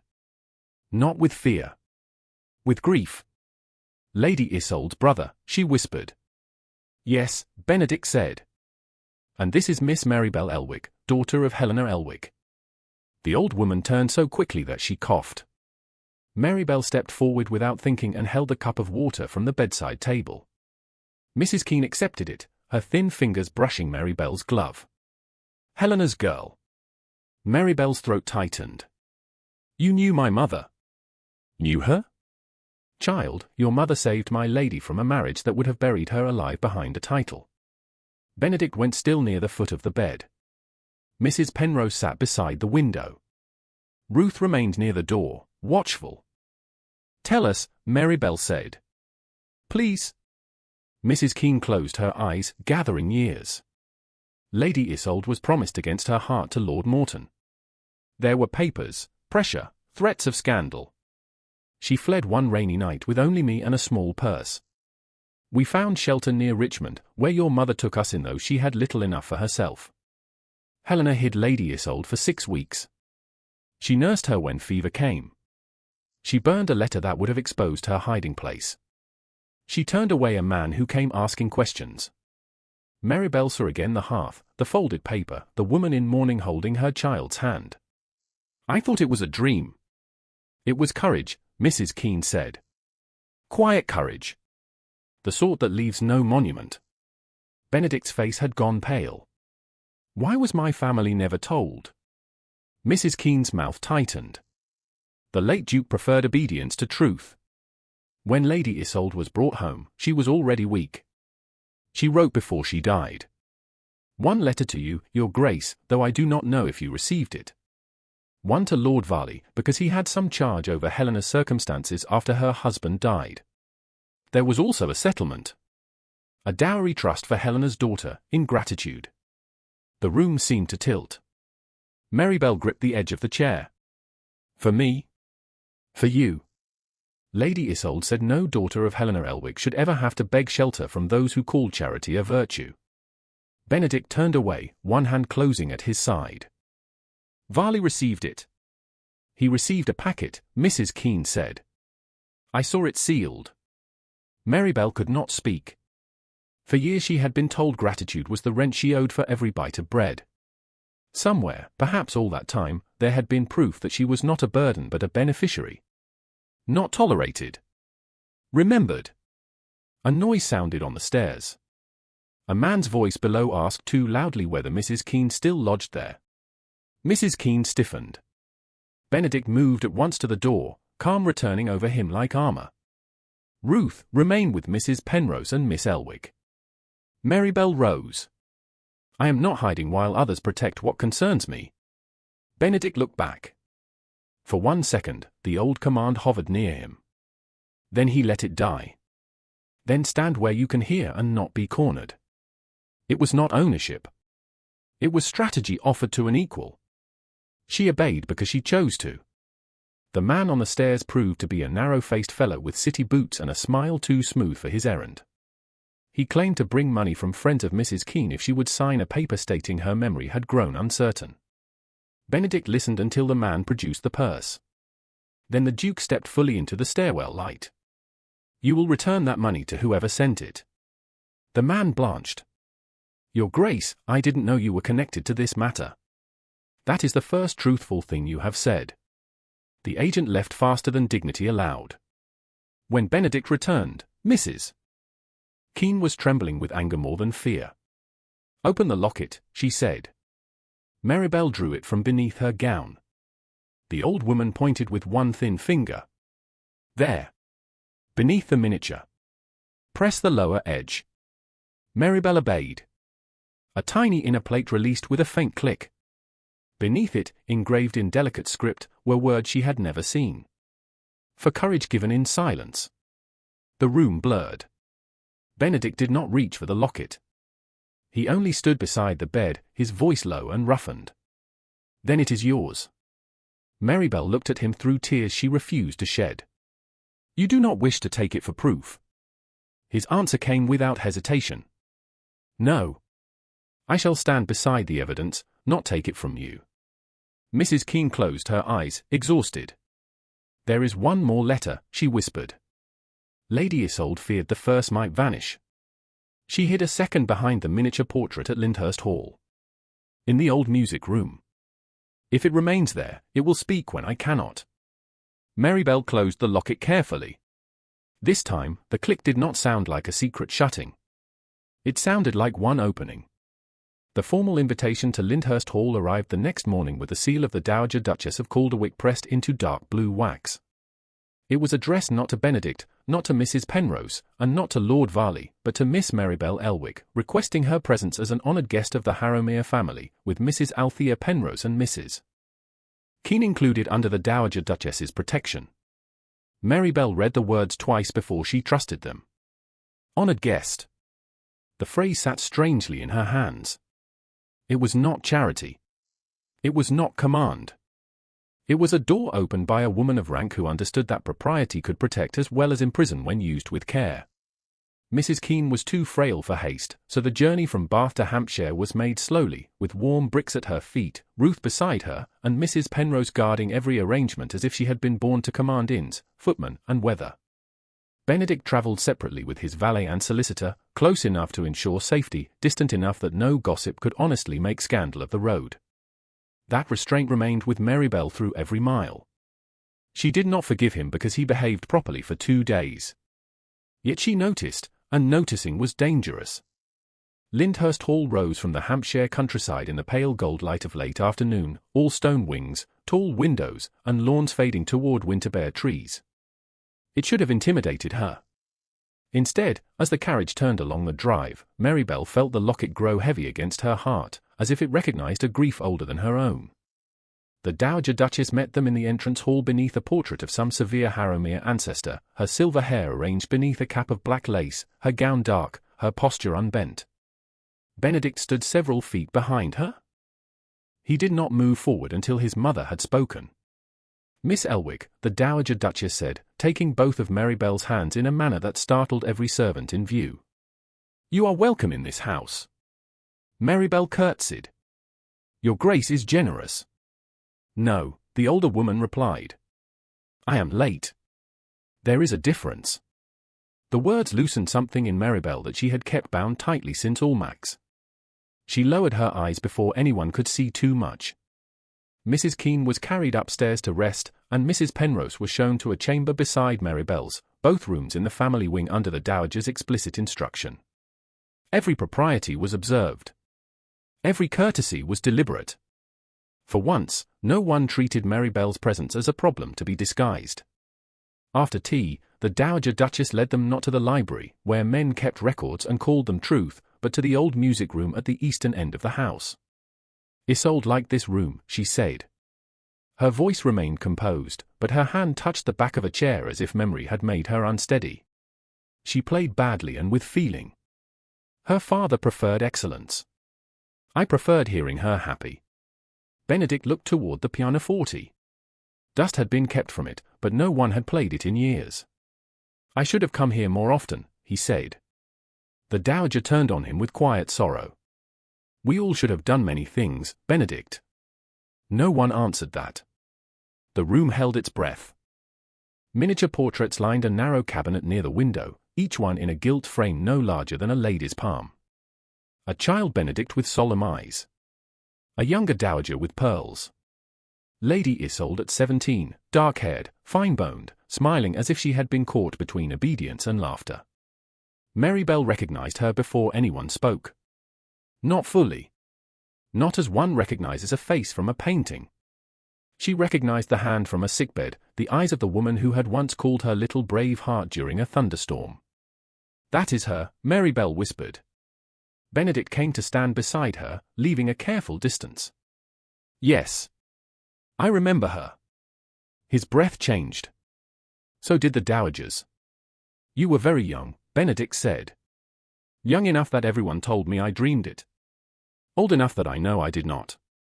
Mrs. Keene, propped in a chair near the hearth with blankets over her knees, lifted one trembling hand. "The frame. Turn it over."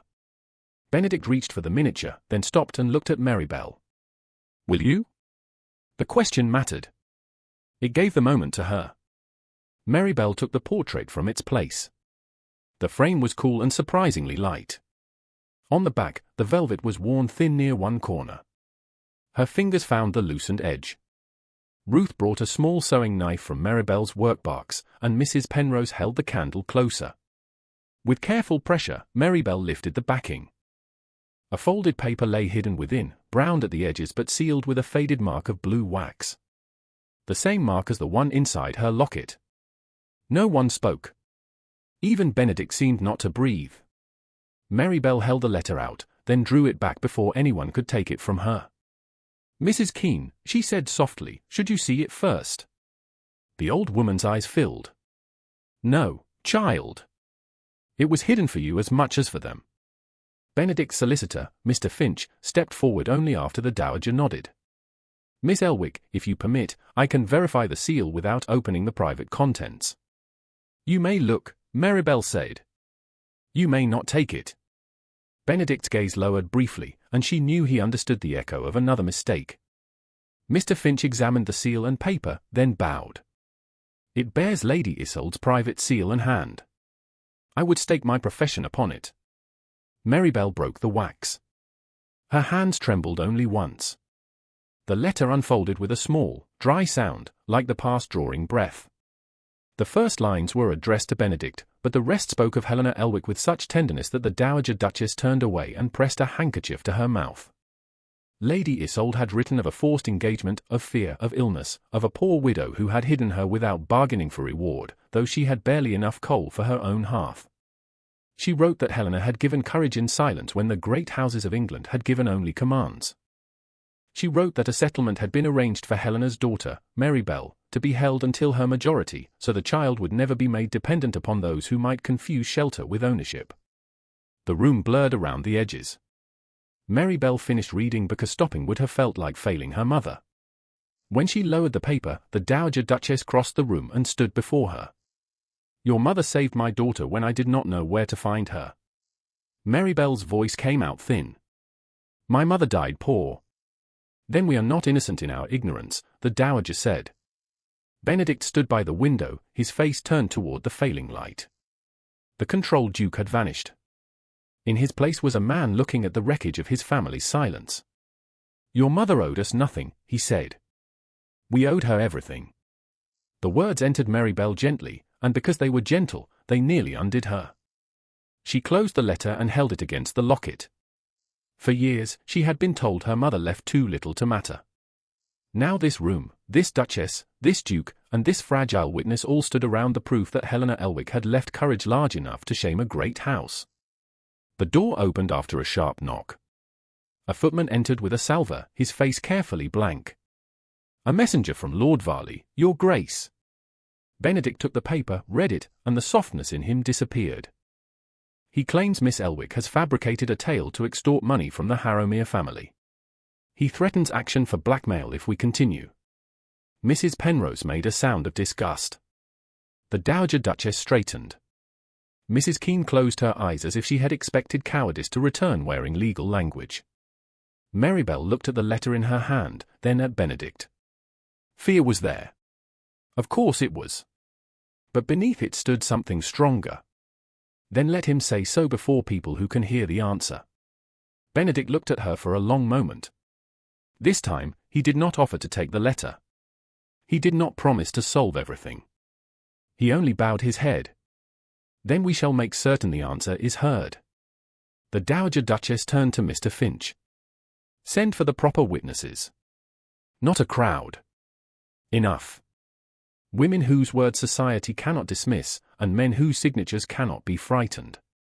Benedict folded Lord Varley's threat and placed it on the mantel beside Lady Isolde's portrait. Varley wanted silence, he said. He should have chosen a smaller lie. Maribel looked down at the locket, then at the hidden letter lying open in her lap. The room no longer felt like a shrine to what had been lost. It felt like the first place where the truth had found a voice. By morning, Lyndhurst Hall had become a quiet war room dressed as a country house. No one raised a voice. No one rushed through corridors.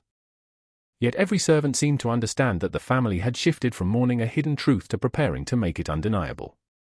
Mr. Finch wrote letters at a small desk in the old music room, his pen moving with exact little scratches that sounded to Maribel like fate being copied into polite form. The Dowager Duchess selected witnesses with the cool precision of a woman choosing not guests, but pillars. Lady Sefton would come because even Almax listened when she drew a breath. Lady Marchvale would come because she had no debts and feared no earl. Sir Thomas Bellwether would come because his signature carried the weight of 3 decades of respectable arbitration. Mrs. Penrose remained with Mrs. Keene, who slept in a chair near the hearth after giving her statement twice and refusing to let illness make her memory appear uncertain. Maribel watched it all with Lady Isolde's letter folded in her hand and her locket resting openly against her gown. For the first time since childhood, she did not hide it. Still, visibility was not the same as safety. The more proof gathered around her, the more clearly she felt the shape of what waited in London. Lord Varley would not surrender because truth had been found. Cressida would not collapse because a letter had survived. They had spent too many years believing her small. People who depended upon another person's silence rarely forgave that person for finding a voice. Near noon, Benedict asked to speak with her in the conservatory, where Mrs. Penrose could see them through the glass doors from the adjoining morning room. He had chosen the place carefully. Maribel saw that before he said a word. Sunlight lay thin across the stone floor, touching orange trees in great tubs and the winter pale leaves beyond the glass. Benedict stood beside a bench but did not sit until she did. Even then, he kept a measured distance, as if every inch between them acknowledged every mistake that had come before.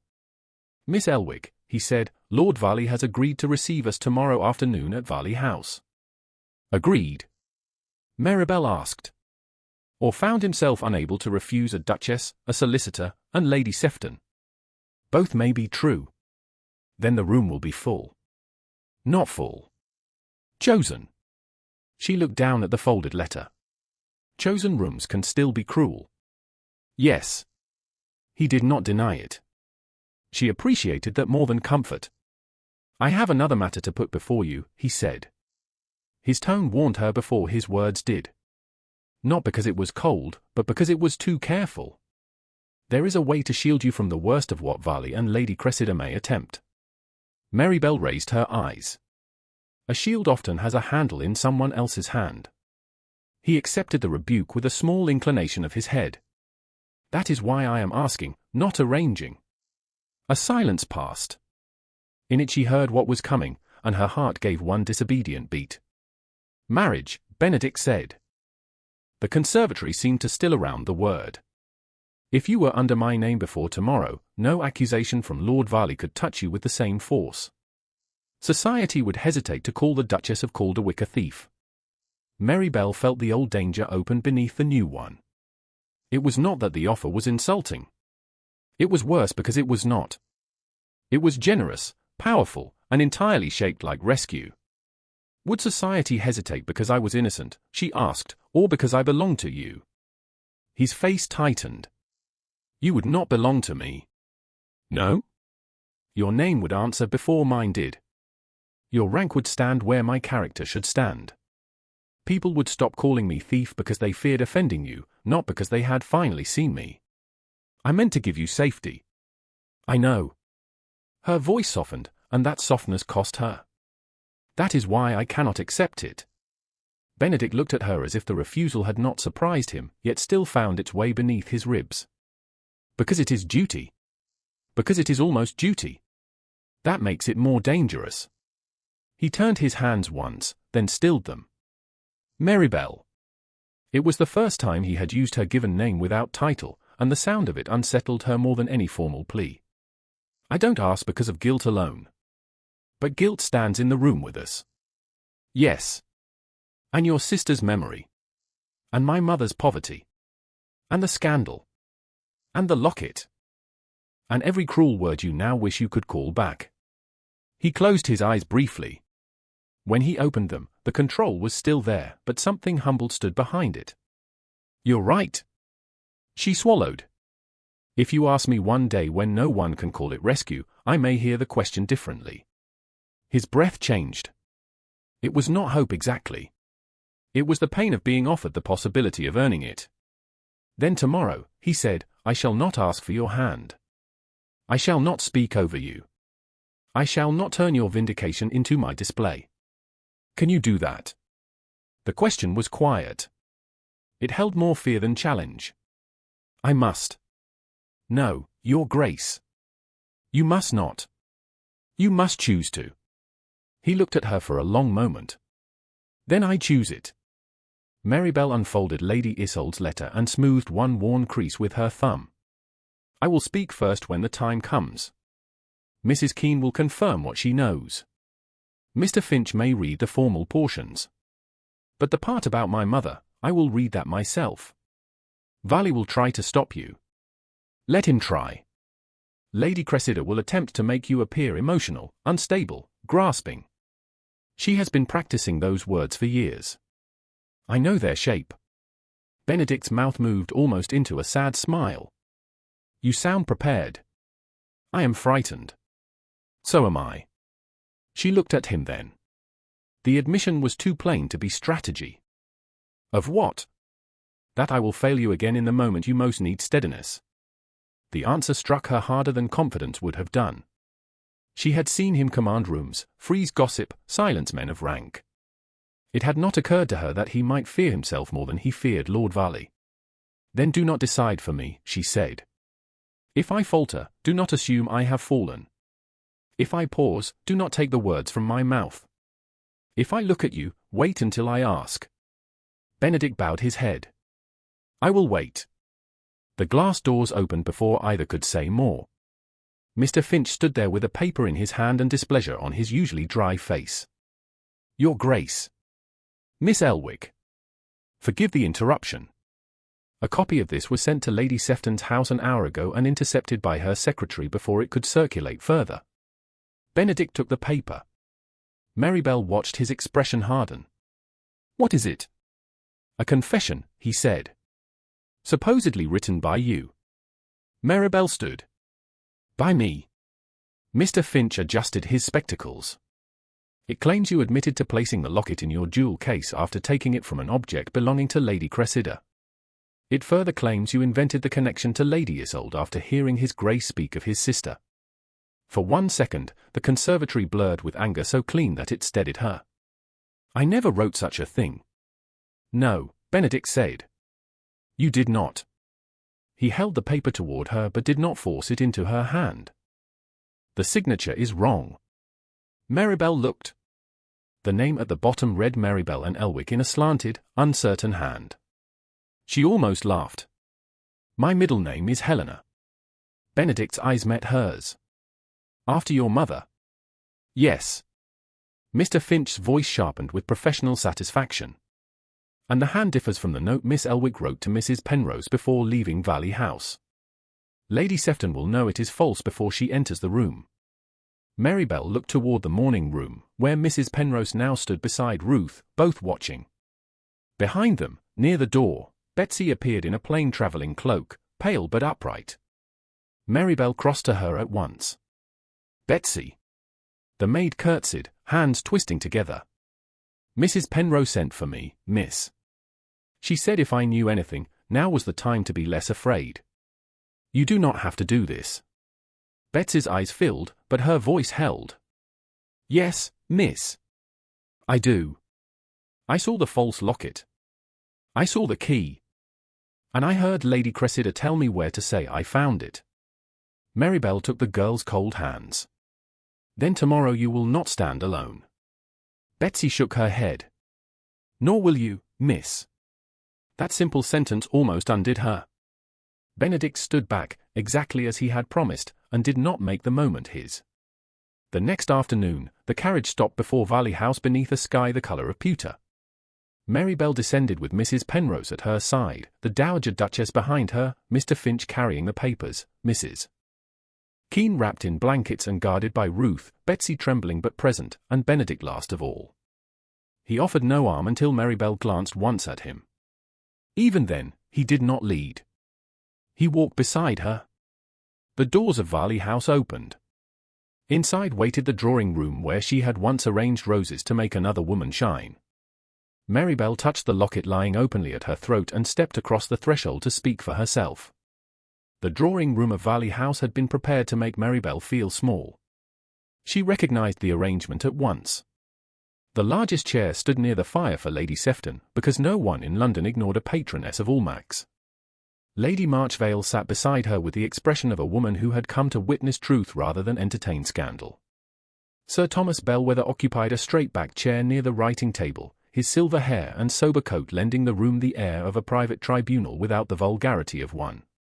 Lord Varley stood at the mantel as he always had, one hand on his cane, his face composed into injured dignity. Lady Varley sat near Cressida, whose white gown made her appear almost innocent until one looked at her eyes. Maribel entered last among the women, not because she had been delayed, but because she had chosen not to hurry toward a room that had spent years teaching her to step quietly. The locket lay openly at her throat. No lace concealed it.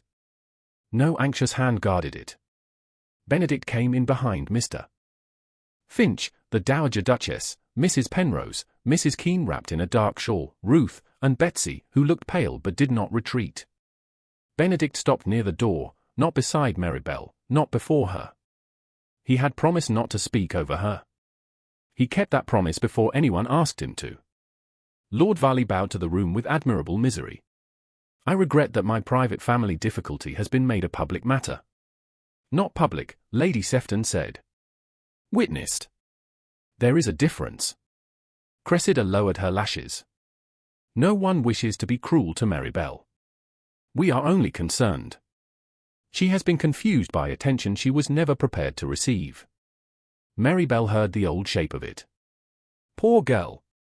Unsteady girl. Grateful girl who forgot her place. Her fingers rested lightly against the locket. I am prepared enough to answer for myself. Cressida looked up. Then answer plainly. Did you or did you not carry a locket marked with the Harrowmere crest while suggesting it came from his Grace's dead sister? I carried my mother's locket. I suggested nothing. And the second locket found at Almack's was not mine. Lady Cressida's mouth trembled beautifully. How convenient. Lord Varley turned to the witnesses. You see the difficulty. My niece has taken sentimental fragments and made of them a claim upon a noble house. Worse, she now accuses my daughter to escape shame. Benedict's jaw tightened, but he did not speak. Maribel saw the effort it cost him, and because he waited, she found her own voice more clearly. Before anyone discusses claim, theft, or shame, the locket should be seen as it is. She unclasped the chain with steady hands. The room watched. Even Cressida forgot to breathe for one careless second. Maribel opened the locket. The faded miniature of Lady Isolde looked out beneath the candlelight, softer than memory and stronger than rumour. Maribel pressed the lower edge as Mrs. Keene had taught her. The hidden plate released with a tiny click. She turned it so Lady Sefton, Lady Marchvale, and Sir Thomas could read the engraving. For courage given in silence, Lady Marchvale read aloud. The room changed. Not loudly. Truth rarely needed noise when it had waited long enough. Mrs. Keene lifted her head from her chair. I saw Lady Isolde place that engraving inside the locket. I was her lady's maid. She said Helena Elwick had given courage when those born to protect her gave fear. Cressida made a small dismissive sound. A sick woman servant repeating a story after being coached. The Dowager Duchess turned to her. Take care, Lady Cressida. Age does not make a woman dishonest. Nor does service make her word cheap. Cressida flushed. Mr. Finch stepped forward. With permission, I shall identify the paper found at Lyndhurst Hall. Lady Sefton nodded. Proceed. He opened the folded letter carefully. This document bears Lady Isolde Harrowmere's private seal and hand. It was concealed behind her miniature portrait in the old music room at Lyndhurst Hall. It states that Mrs. Helena Elwick sheltered Lady Isolde during the final crisis of an unwanted engagement. It further states that a settlement was created for Mrs. Elwick's daughter, Maribel Helena Elwick, to prevent her dependence upon any relation who might misuse guardianship. The middle name struck the room because the forged confession had named her wrongly. Maribel saw Lord Varley's face tighten. Benedict saw it too, but still remained silent. Lady Sefton looked toward Betsy. And you are the maid who served at Varley House? Betsy curtsied so deeply she nearly stumbled. Yes, my lady. Speak only what you know. Betsy swallowed. Lady Cressida gave me a key and told me to go into Miss Elwick's room. She wanted me to say I found a locket in Miss Elwick's jewel case. I saw the false locket in her ladyship's dressing room before Almack's. I didn't put it there. I was afraid, but I didn't do it.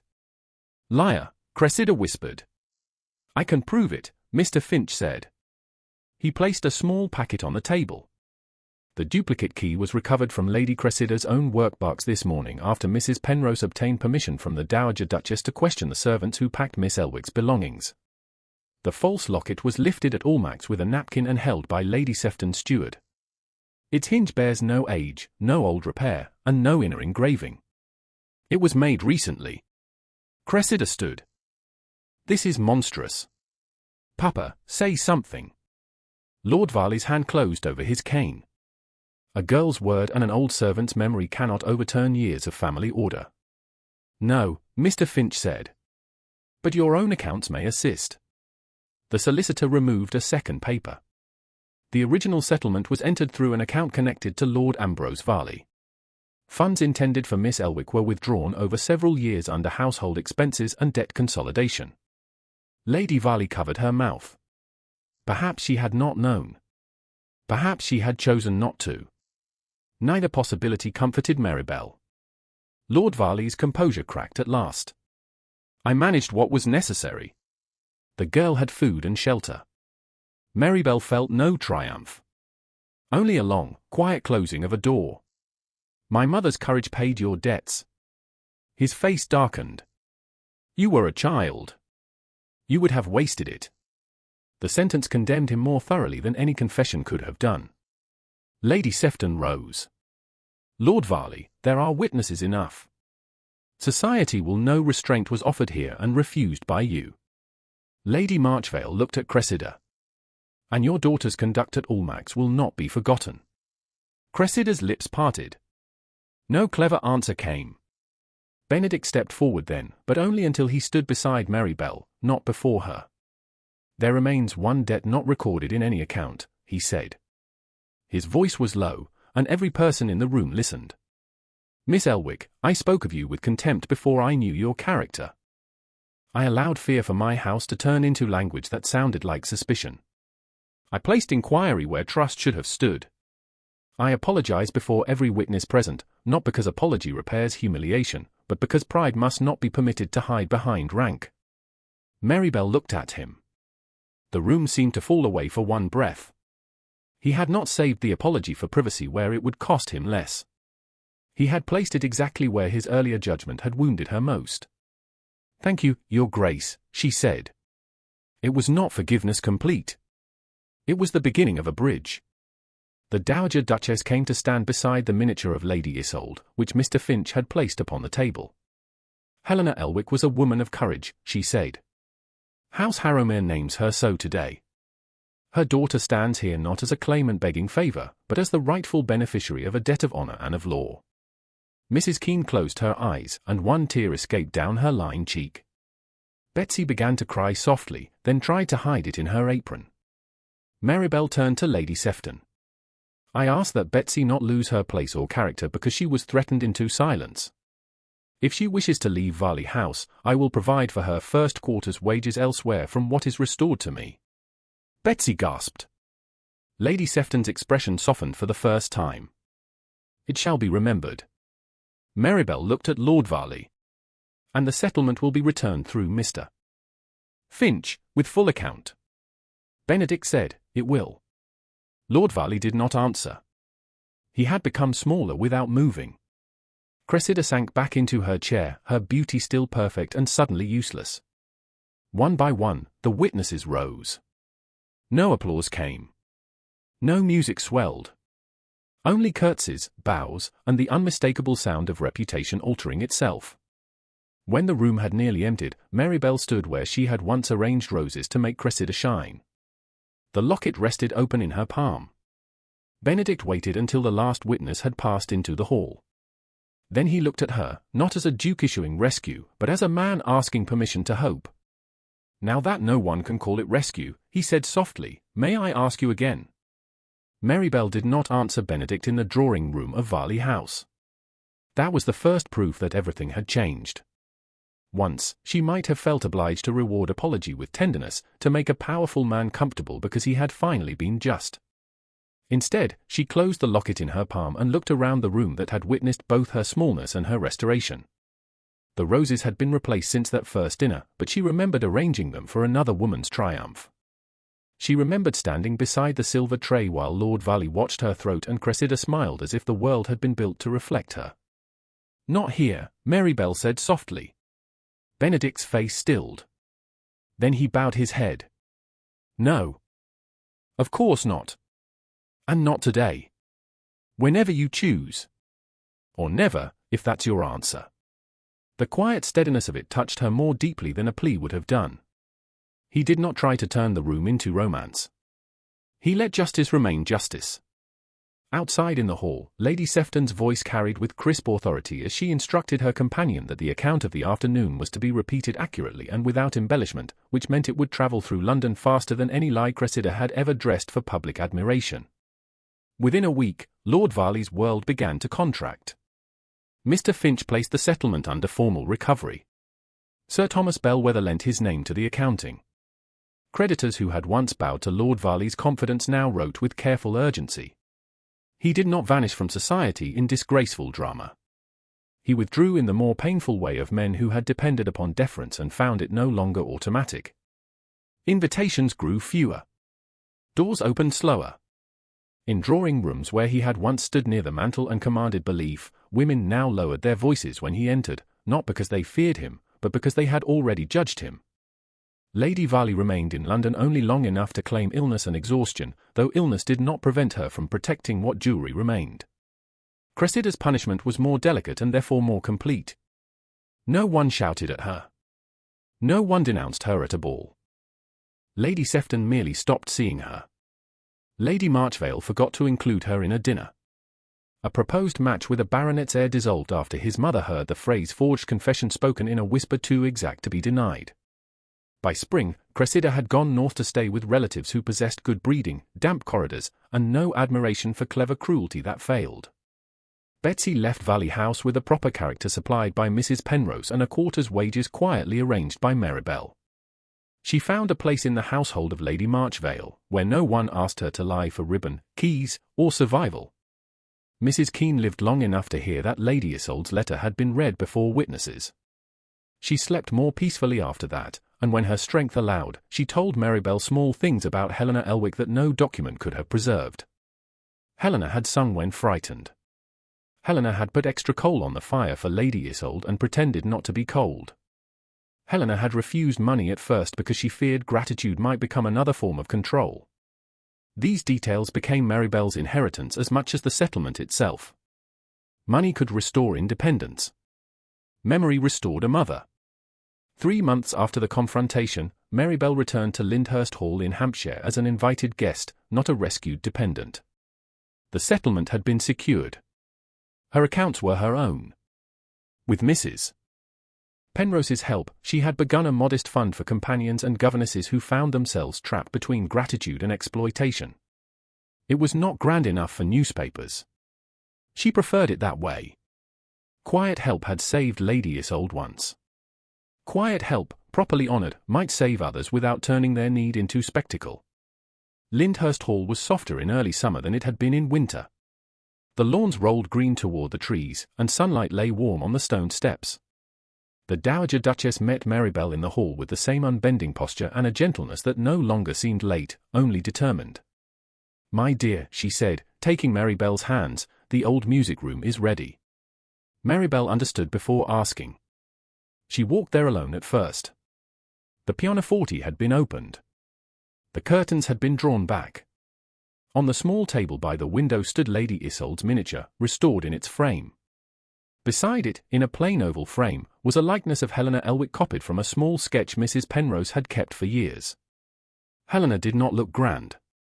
She looked tired, kind, and very brave. Maribel touched the edge of the frame. For a moment, she was not a woman standing in a duke's house. She was a daughter receiving her mother back from silence. Footsteps paused at the threshold. "May I come in?" Benedict asked. She turned. He wore no evening severity now, only a dark morning coat and an expression that had learned patience honestly. "Yes." He entered and stopped beside the table, leaving space for the 2 portraits to command the room. "My mother asked that they remain here together, unless you object." "I do not object." "She called your mother a woman of courage at breakfast." Then she corrected herself and said she should have said it sooner. Maribel looked toward the portraits. "Sooner would have mattered. But now matters too. You have become more generous than many would be." "No," she said. "I have only learned that bitterness can become another house one cannot leave." Benedict was silent for a moment. "And have you left mine?" She knew what he meant. Not Lyndhurst. Not Harromer. The words that had once stood between them. The pity. The inquiry. The strongbox. She turned the locket between her fingers. It hung openly now from a pale blue ribbon, not hidden beneath lace, not clutched in defense. I have not forgotten. I would not ask you to. But I no longer live inside them. His breath left him slowly. She met his eyes. You once asked me when no one could call it rescue. His face changed with a hope so restrained that it nearly broke her heart. I did. Ask now. Benedict did not take her hands at once. He looked first at Helena's portrait, then at Lady Isolde's, as if acknowledging the women whose courage had brought them to this room. Only then did he turn back to Maribel. I love you, he said. Not because you were wronged, though I honor what you survived. Not because my family owed yours, though we did. Not because marrying me would silence anyone, though I would gladly spend my life refusing the world's cruelty on your behalf. I love you because you stood where others tried to shrink you and remained yourself. I love your mind, your courage, your mercy toward those weaker than you, and the way you make truth feel less like a weapon and more like light. Maribel, will you marry me, not for rescue, not for reputation, but because you choose me as I choose you? Tears came then, but they did not humiliate her. They belonged to no one else. Yes, she said. I will. He closed his eyes for one brief second, and when he opened them, the cold Duke London feared was nowhere to be seen. He was simply Benedict, humbled by happiness. May I hold your hand? He asked. She smiled through the tears. You may. His fingers closed around hers with reverent care. The wedding took place later that summer in the chapel near Lyndhurst Hall, witnessed by the Dowager Duchess, Mrs. Penrose, Mr. Finch, Lady Marchvale, Betsy, and enough neighbours to make the joy public without turning it into performance. Maribel wore ivory silk trimmed with the palest blue. The locket rested at her throat. When the vows were spoken, Benedict's voice did not falter, but his hand tightened gently around hers at the word honor. Afterward, there was breakfast beneath open windows, letters of apology that Maribel did not feel obliged to answer, and a quiet moment when the Dowager Duchess placed Helena's framed likeness beside Lady Isolde's miniature in the old music room for good. A woman of courage, the Dowager said, her voice steady this time. Both of them. As the afternoon softened into gold, Benedict and Maribel walked out onto the terrace together. The lawns of Lyndhurst Hall stretched before them, not as territory, not as rescue, but as home. Maribel opened the locket in the sunlight. Inside, the engraving shone clearly. For courage given in silence. She thought of her mother's hands fastening the clasp. She thought of a sick lady who had remembered a child. She thought of a room at Almack's, a false jewel on the carpet, and the long road from shame to truth. Benedict stood beside her, not in front of her. The blue ribbon stirred lightly in the warm air. Maribel closed the locket, not to hide it, but because it no longer needed to plead its meaning. It rested against her heart, bright and visible, no longer a secret to be protected from the world, but a piece of honor brought fully into the sun.